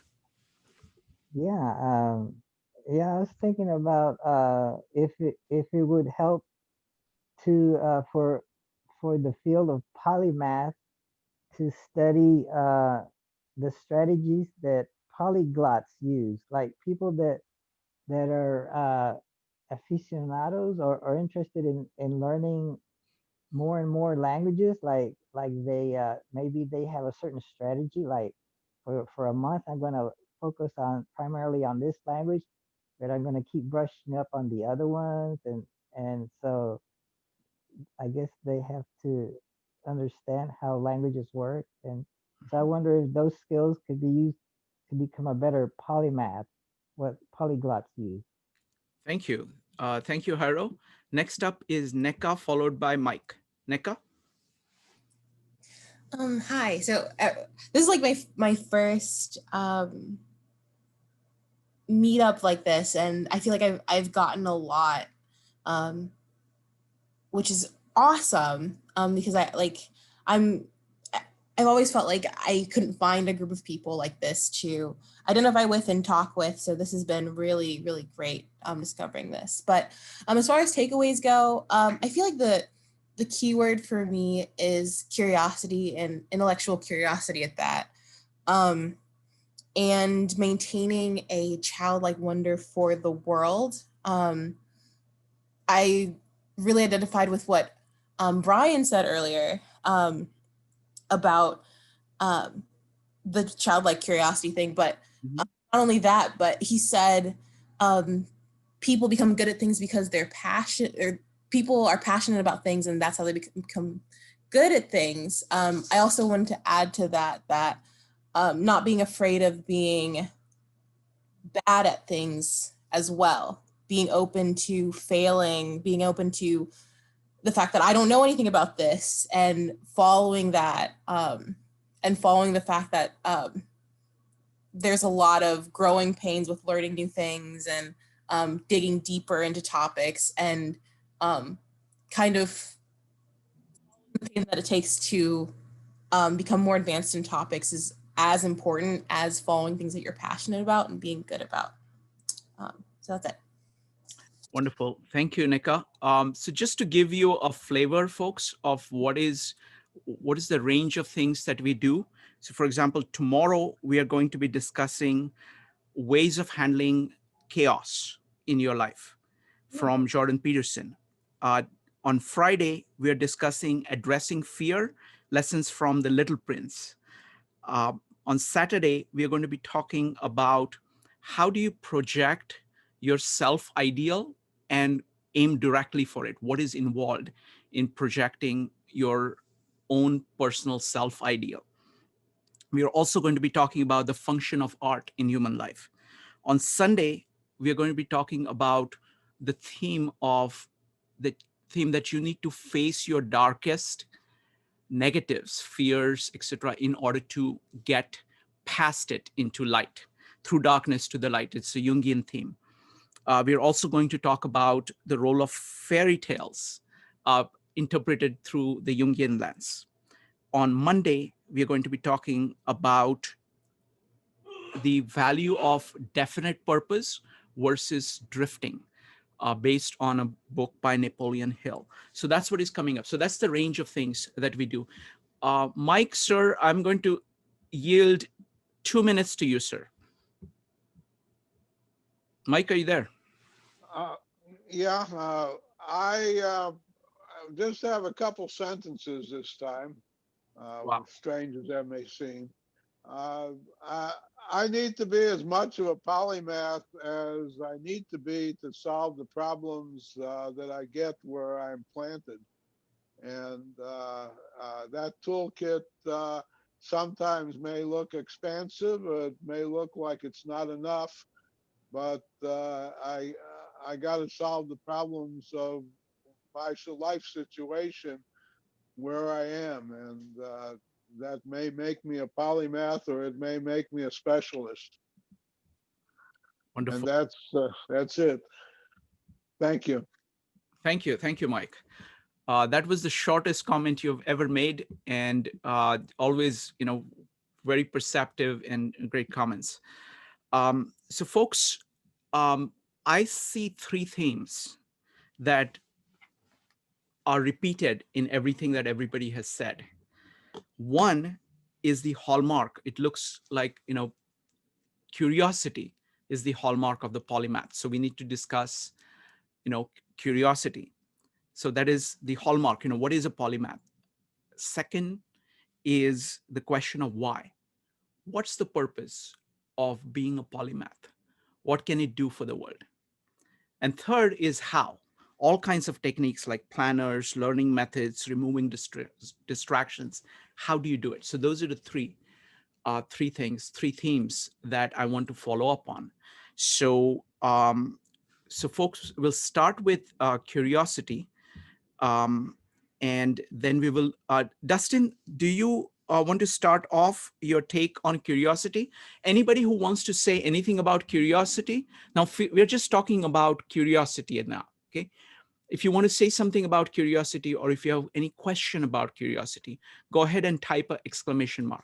So we'll discuss curiosity first, then we will discuss the purpose, and then we'll discuss the hows, okay? So that's the plan. So Dustin, comments on curiosity? Well, for one, like we keep saying, it's a skill. You can cultivate it. You can do more with it when you do more as doing it, like getting a snowball effect. And I actually had a guest named Elisa Czar, where she came up with a word called geniosity. And so it was one of those things of pursuing that genius level of knowledge, but through curiosity. And I think in that episode, we go into that concept a little bit more so. But it's interesting how whenever you focus on that and make it a part of your life and create a habit around it, it becomes a lot more easier to do. I think like Tim Ferriss is a prime example, where he'll wear purple parachute pants in the middle of the street just to get embarrassed, just to get him outside his comfort zone, to learn how people might react, to learn how he feels in that situation and get himself moving forward. And that's an act of curiosity. Wonderful. Wonderful. Dustin, you also wanted to, while people line up to comment on this, you also had a comment about Leon's comment regarding flow. Please go ahead. Yeah, so flow is actually something that came up in many of the episodes. And I don't know if this was in the breakout group or the main group, but someone asked me if there was a common theme between many episodes. And that wasn't one of the main things, but flow is something that came up a lot. And I actually got into the state of flow when doing these interviews because I was so curious about that person and trying to indulge that curiosity. And I think that that is a very aspect behind that. And something I've learned about that concept of flow is that it goes in cycles. A lot of people know the really good benefits of getting into that heightened state of focus where your prefrontal cortex gets into hypofrontality that basically shuts down in a way. It can be one of those things where after you get into that high state, it'll dip back down and you have to recover. You have to have that recovery phase. And that's something I wanted to mention just because Leon was talking about flow. And I was like, that's a very important concept for polymaths. Oh, looks like I skipped some people in the takeout. So in takeaways. So it's Julie and anybody else whom I skipped, you can go ahead and type exclamation mark. Julie, go ahead. What's your takeaway? I was funny because first thing I wrote down was flow. And as some of you know, I come from a painful place in life. This is my route to freedom. But as a child, I was a polymath. I wrote books instead of playing with the kids. Up until I was 14, I was on the edge of my horizon in a total flow experience, learning at that perfect optimal level. I think my neurons were a lot of them. And then I shut down at 14, couldn't even talk. And I'm still not back to the freedom I knew at 12. But I'll tell you one thing. this call I'm making marked strides that I haven't made in years, because it keys in on certain things I've known that would help me, like what are my values, taking risks, being courageous, being around like-minded people. To be around people that like to think and don't tell me I think too much is a very healing thing for me. And I've been hurt by not being around the right people. So I am trying to follow my curiosity, let it guide me. I am really believe that purpose, if I find my purpose, it will be bigger than me and it'll bring me past my fear and my brain fog. And so I believe that, like music theory, I'm trying to learn that now because I'm curious. But I can't find any education that's at that optimal level of flow. It's all either too much or not at all. And so I really honed in tonight on your things you were saying about education. Thank you. And thank you. Thank you, Julie. And it's always wonderful to have you come for all these meetups. Really appreciate that. Next up is Laura. Laura, what is your takeaway? Well, a couple of things. First one is, I sort of feel like there's the polymath who comes from I'll use the word what I just had, who is in the field, so to speak, works in that area. And then there's the other polymath who's the dreamer, who's more in space, kind of gathering whatever they want from any point of curiosity. I always like to be in the field, like working at the ground, with ideas and in that way. So I kind of feel like there's two levels of polymath, or two different groups of polymath that might exist. The other thing to Jeff, I'm with you about making the world a better place. And I think one of the things I decided to do with a simple way of starting would be to make it make people good. You could make the world a better place in the sense of people being kinder or better just by doing a good act every day and asking people to pay forward, using the sense that could grow exponentially over time, and that would be a simple beginning. And so I don't know. It made me feel good to do that for a while. And actually, some people responded pretty well to that kind of concept. But I'm with you, Jeff, though. I really do wish and hope that we could make the world better. Thank you, Laura. Appreciate it. That's that. Thanks. So let's continue on this theme. So because the second one, I want to quickly make a comment on Julie's take, because it was really about one thing that she said is that as a kid, she was a polymath. Now, that's actually not very unusual. If you look at children, when you look at curiosity, if you want to understand the nature of curiosity, all you have to do is to look at children and how open they are to the world and how easily they take to things, how unafraid they are in exploring things, how they naturally get into flow states to do that. And so that's, I think, the curiosity of a child is a kind of good starting point, because we all had it at some point. Everybody has it at some point. So I think that was good. And then now let us shift to the second point. So why do it? So, and what can it do for the world? Dustin, your comments. And folks, anybody who has anything to say on this, why is polymath good for the world? Why be a polymath? So we'll start with Dustin, followed by Kane, followed by Kevin. Why be a polymath? I think for the first part is that most people like us are inherently having those traits. Like there's some traits that we can't ignore. Like we may be insatiably curious, like Da Vinci, or maybe we're super into many different areas and we don't want to choose. I was never wanting to choose just one degree path. I would have to at least have a dual degree to be satisfied, let alone multiple. And I think that a lot of people want to pursue their own intentions. They have their own self-drive. I think that is one of the reasons why people are polymaths by nature. Okay, Kane, what's your answer? So your question is, why should people become a polymath? No, why should you be a polymath? Now, we're not trying to argue for other people. Talk for you. Okay, We're why talking should for you? ourselves. Okay, first, Why should I be I'm not a polymath. I don't identify as a polymath. I live with a polymath. I research polymaths, and my two partners are, scientists in understanding polymaths better. I don't think it's necessarily a choice, even though it is a choice to increase your curiosity, try to expand your cognitive flexibility, try to learn as much as you can, realize every moment of life is a learning experience. But I think we need to be careful about trying to reduce it to a checklist or a specific path, or you're only a polymath if you're XYZ. Angela has worked on this polymath spectrum through her dissertation and continued it on in her research, and it really is true that no two polymaths are exactly the same in really any regards.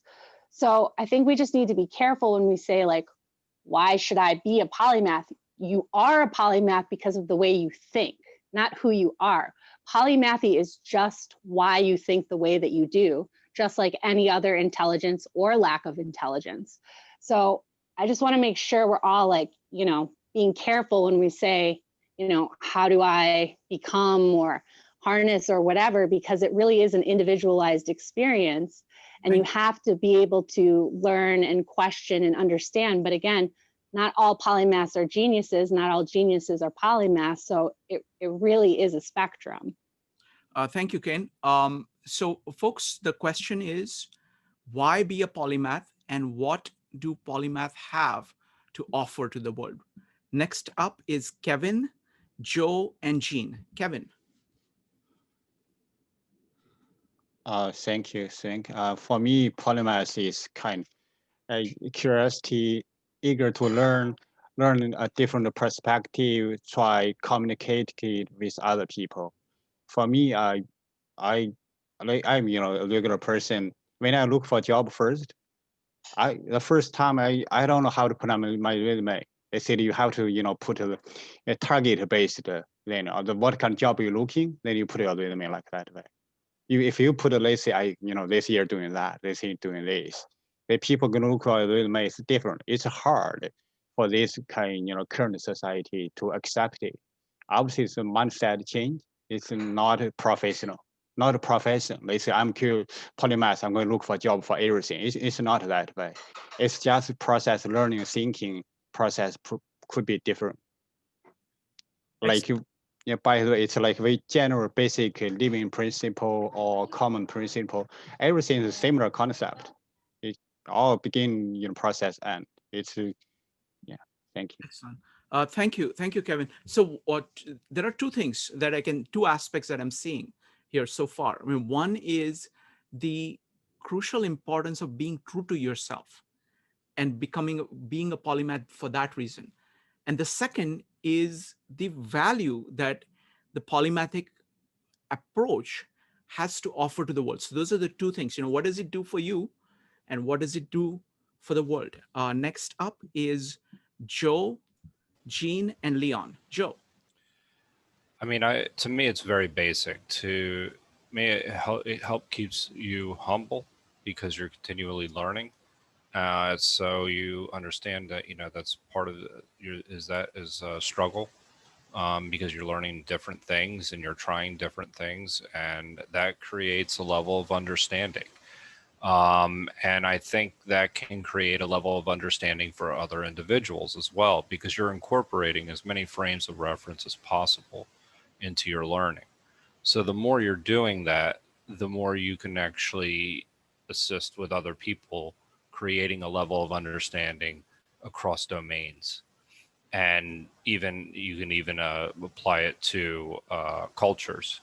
So I think that the more you incorporate your experiences and you can share them with other individuals, I think that that's an ideal way to become a polymath, or it be both for yourself and your personal humility, but also for others. Excellent. Thank you, Joe. Next up is Jean, Leon, Barry, and Laura. Jean. Yeah, I think I identify myself as polymath after joining the lecture by the doctor. What's her name? I can't. Angeli. Yeah. So it's very similar to the way I'm thinking.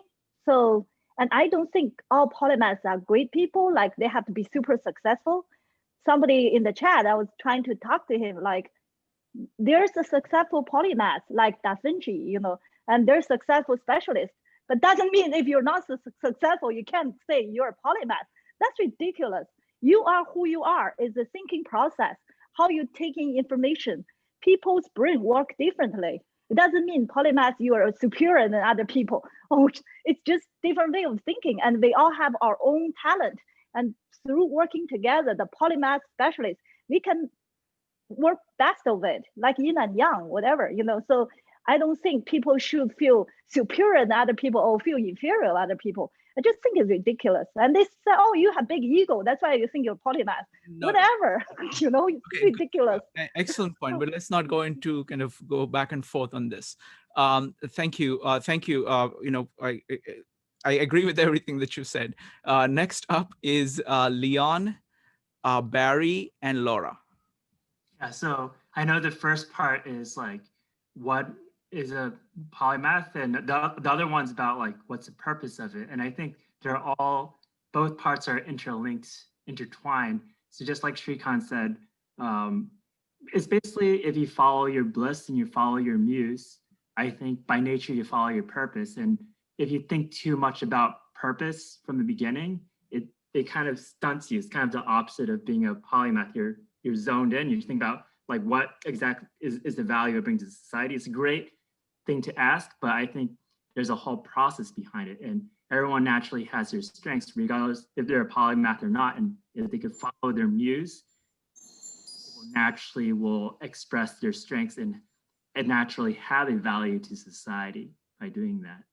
Excellent point, Leon. I think it's like if you're true to yourself, then you are able to produce things, and if you're able to produce things, then you have the capacity of offering things to others. Excellent point. Next up is Barry, followed by Laura. Barry, go ahead. You need to unmute yourself.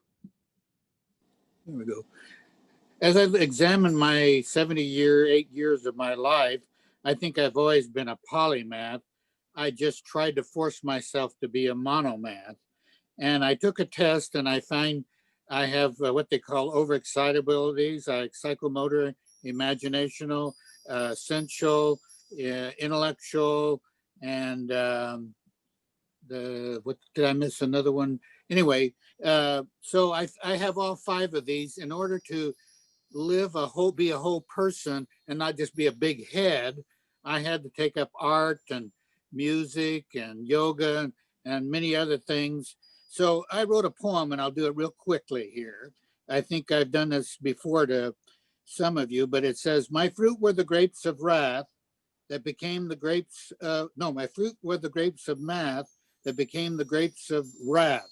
Because I'm an empath, I choose the vine to wine path who has the grapes of a polymath, rather than the vine to dine path who has the grapes of a monomath.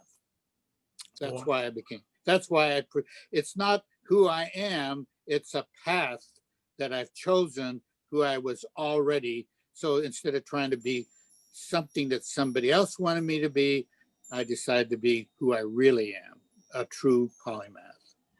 Barry, always love your poems. Very inspirational, beautiful. Thank you, sir. Next up is Laura, followed by Jeff. Laura? I would like to, again, go back to my own experience, but I think that the person who's the polymath is going to be the change maker. In a math department like I was in, they're, in a sense, they're very stagnant. They do their thing the same old way. And I was the person who came and brought change to that department because I saw things that they didn't choose to think about. I began to, sort of rustle feathers and began to think about, many different things about how things could be different for many different learners, calculus students, imagining their futures of different students in different ways. So I think that I would call the polymath the change maker, that will be the change maker if there's change to be had. Wonderful. So that's what I was going to say. Wonderful. Thank you. Thank you, Laura. Okay. Next up is Jeff. Oh, thanks, Shrikant. I've actually sort of been playing with my evolving question here, trying to inflict it on myself as well as you all. Please do. It's always good to inflict questions on oneself and others. It is the fastest way of making progress. Go ahead.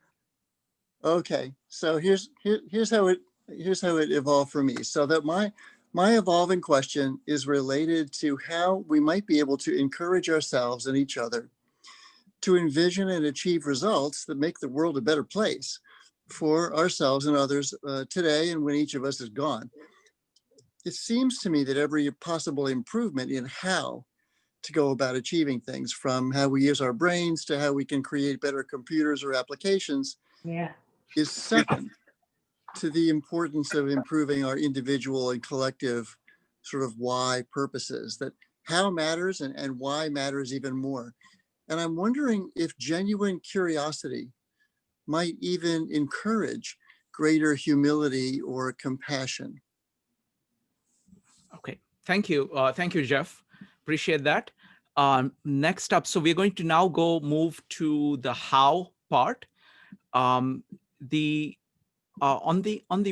why part, I mean, it looks like there are two clear things. People spoke of the imperative of authentic, being an authentic human being, being true to yourself and expressing yourself. And the point that Laura made is also a very interesting point of the value that polymaths bring. We looked at Akoff.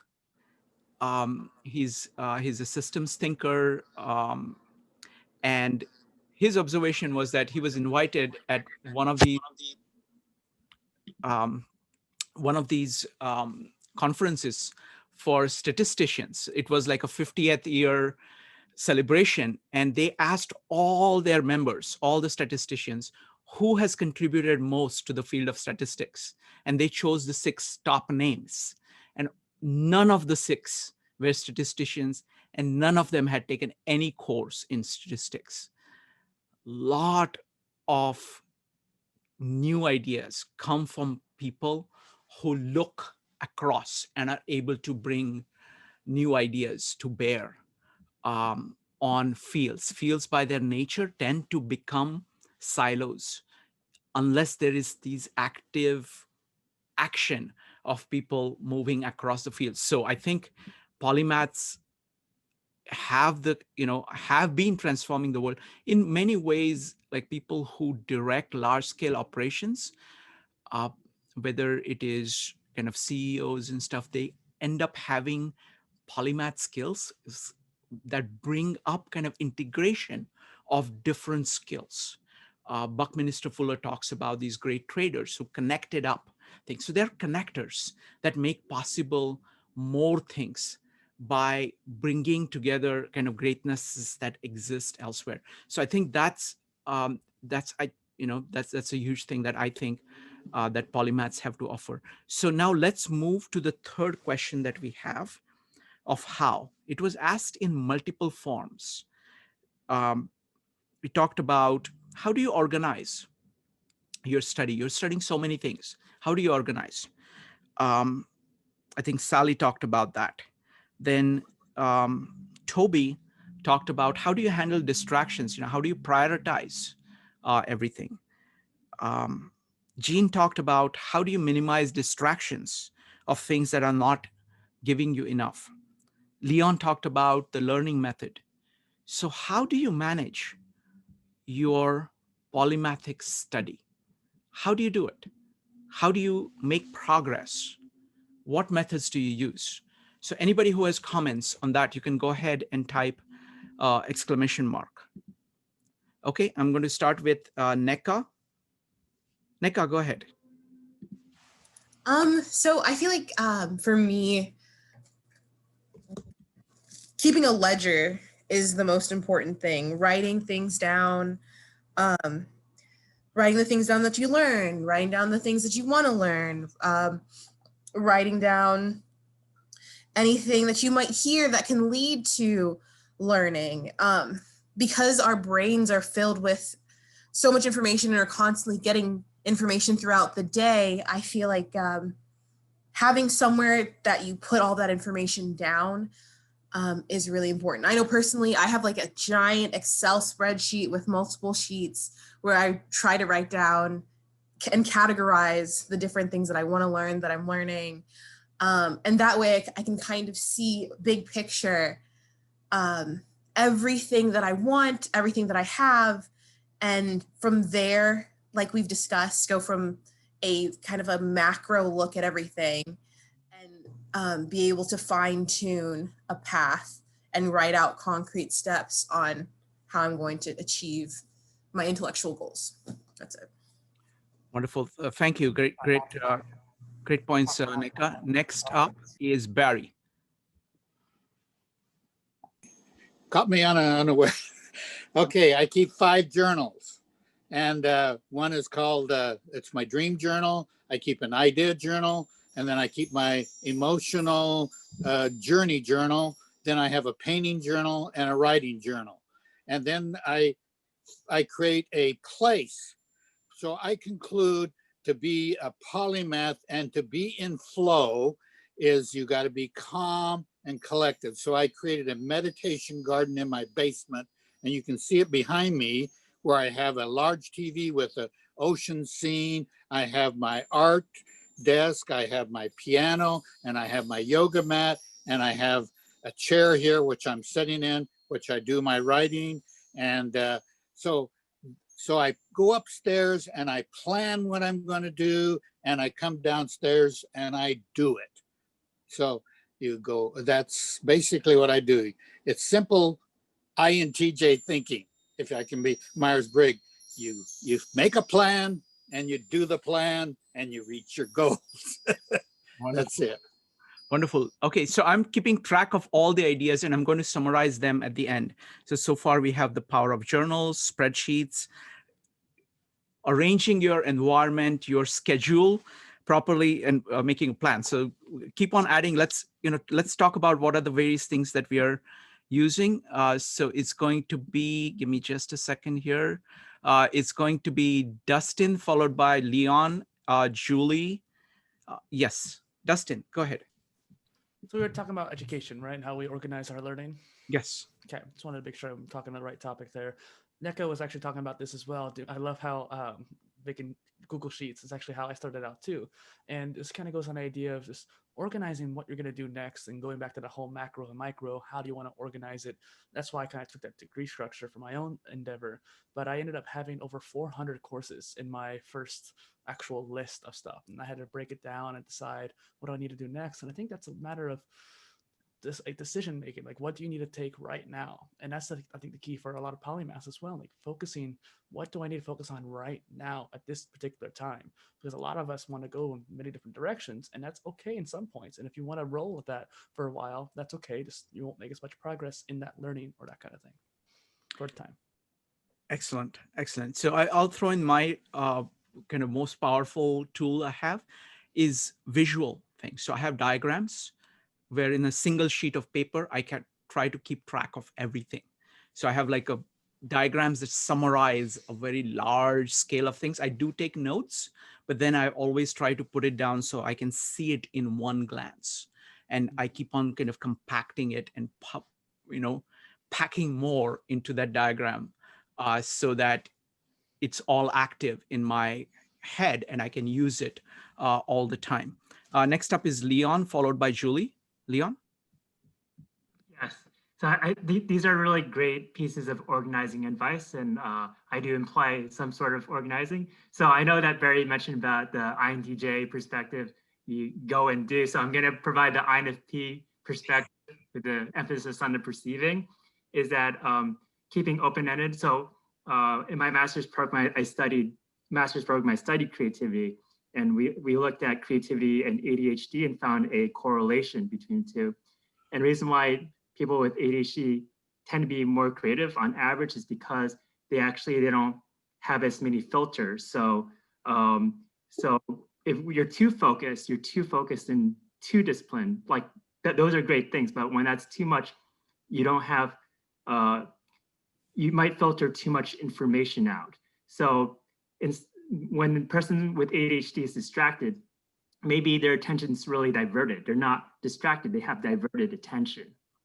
So that's like my first point. And the second thing is that I do organize my day and do it in two ways. One is the to-do list, but the other one is that I ask myself, what kind of energies do I want to present for this week?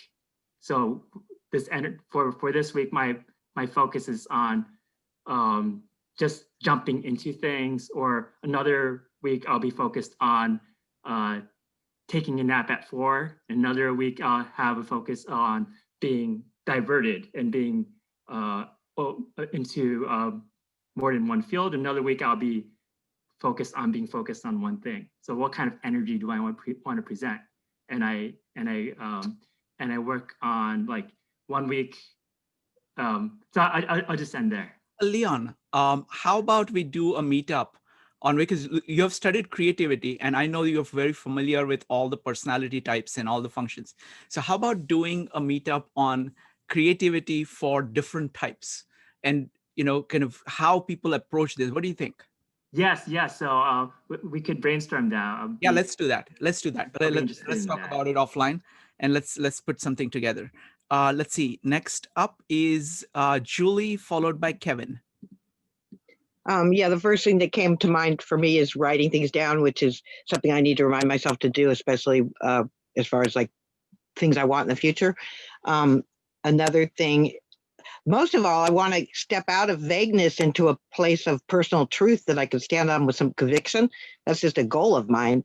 And with that would come clarifying goals, taking a look at prioritizing, taking a look at what's working in my life and not working, being honest with myself about it, and being doing the visuals and things that a lot of the different things you might study said the same message worded differently, and I'm looking for truth, and I find that to be the case. That some things resonate with me a little bit better than others, but to get it a little less chaotic is to put it into simplified like an outline format almost. Also paying attention to what empowers me and doing a timeout with myself during the day. Am I still on task? Am I getting distracted? Is this what I want to be doing right now? Is helpful. And also being around like-minded people. There's a huge power on this phone call or in this Zoom meeting because everybody's frequency is up there with the flow. And that's contagious to people that know nothing about this. So Jeff, I would, get a platform going. Anyways, thanks. Thank you. Next up is Kevin, Dave, Jean, and Mark. Kevin. Thank you, Frank. Always ask you a great question. I'm using, apple as one example, the fruit we eat. How to learn the knowledge we already have learned. Let's see the seed, the apple from the seeds, sprout, sampling, blossoms, pollination, fruit, then back to the seeds again. So from here, this process, we can apply a why, how, and the why, and the 5, what's happening during the cycle. We can apply chemistry, physical, math for the kids from learning for ourselves. I just stop here. It's lots of, yes, keep it simple. Start simple. Thank you. Wonderful. Thank you, Kevin. Next up is Dave, Jean, and Mark. Thanks, Shrikant. Yeah, the factor it just occurred to me is that these people are driven. In a few weeks, a lot of us are going to fill out New Year's resolutions to lose weight. And, that's going to last about 2 weeks and that's going to go by the wayside. But I was thinking about Thomas Edison that I think tried about 7,000 different materials to make the light bulb work. And I'm afraid after about 6,000, I might say, this ain't going to work and forget it. So I was curious if Dustin found that people are driven that are polymaths. Like to comment? Thank you. Thank you, Dave. Next up is Jean and Mark. Jean.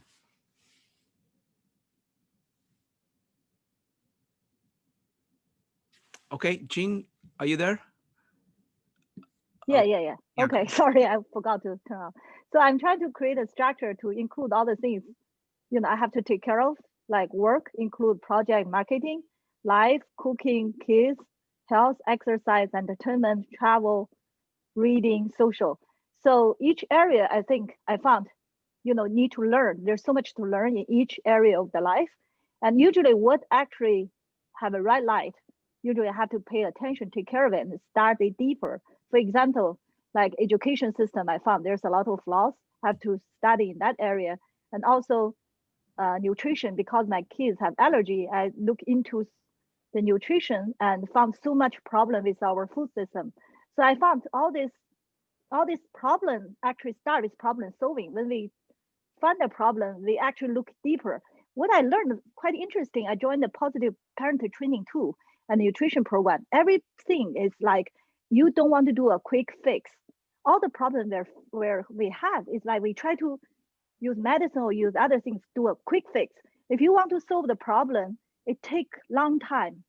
So they suggest to have family meeting, which I tried to do a while ago. And they said for 6 weeks, don't set any goals for any family member. Just appreciate each other for 6 weeks. I said, can we add a little bit more a second week? No, just appreciate each other for 6 weeks. So it's a great learning because we try to do things, we try to push too hard, but take time and get into it, form a habit. That's actually the key to have long-term effect. Thank you. Thank you, Jean. So last two comments, and then we'll wrap up. It's going to be Mark, followed by Leon. Mark? So something Leon said actually made me think of somebody named Dean Kamen.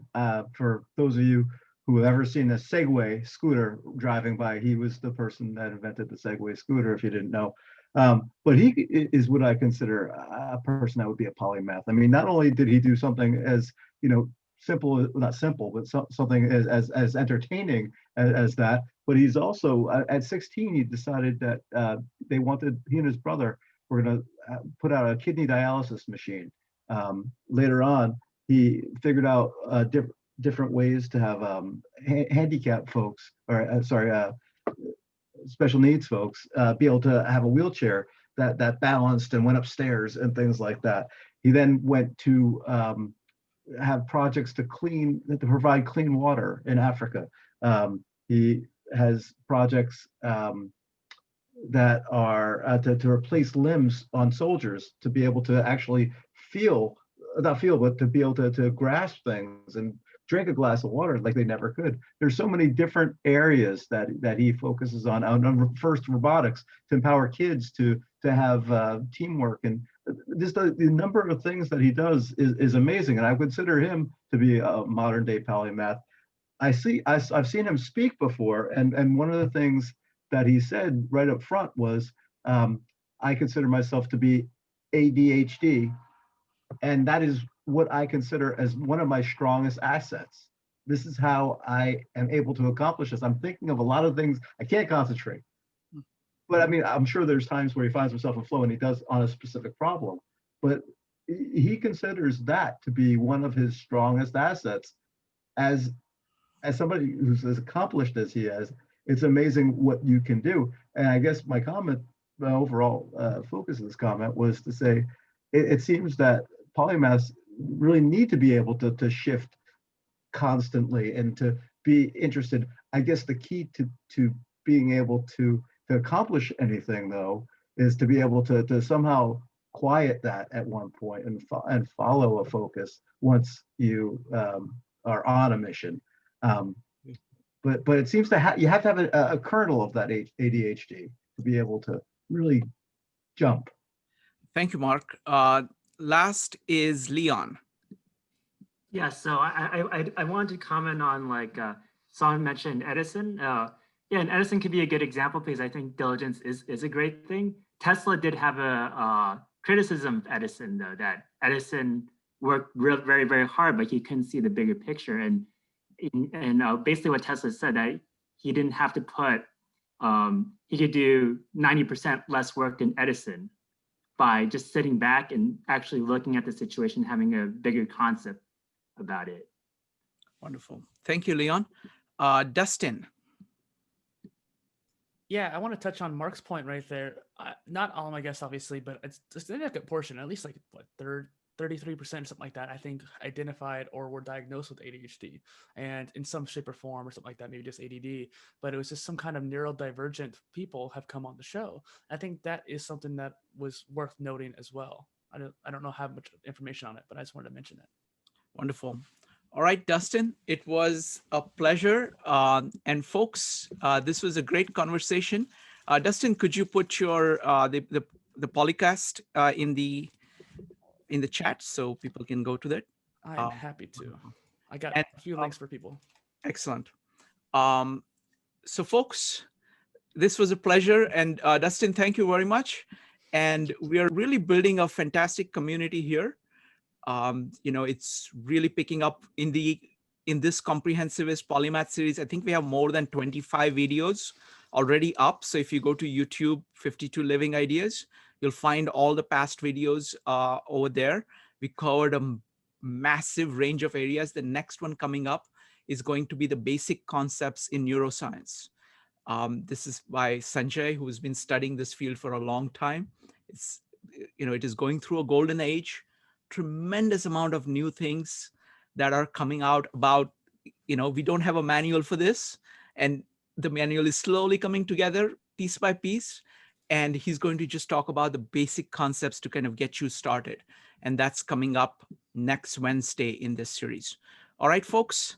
So thank you very much again, and see you folks soon.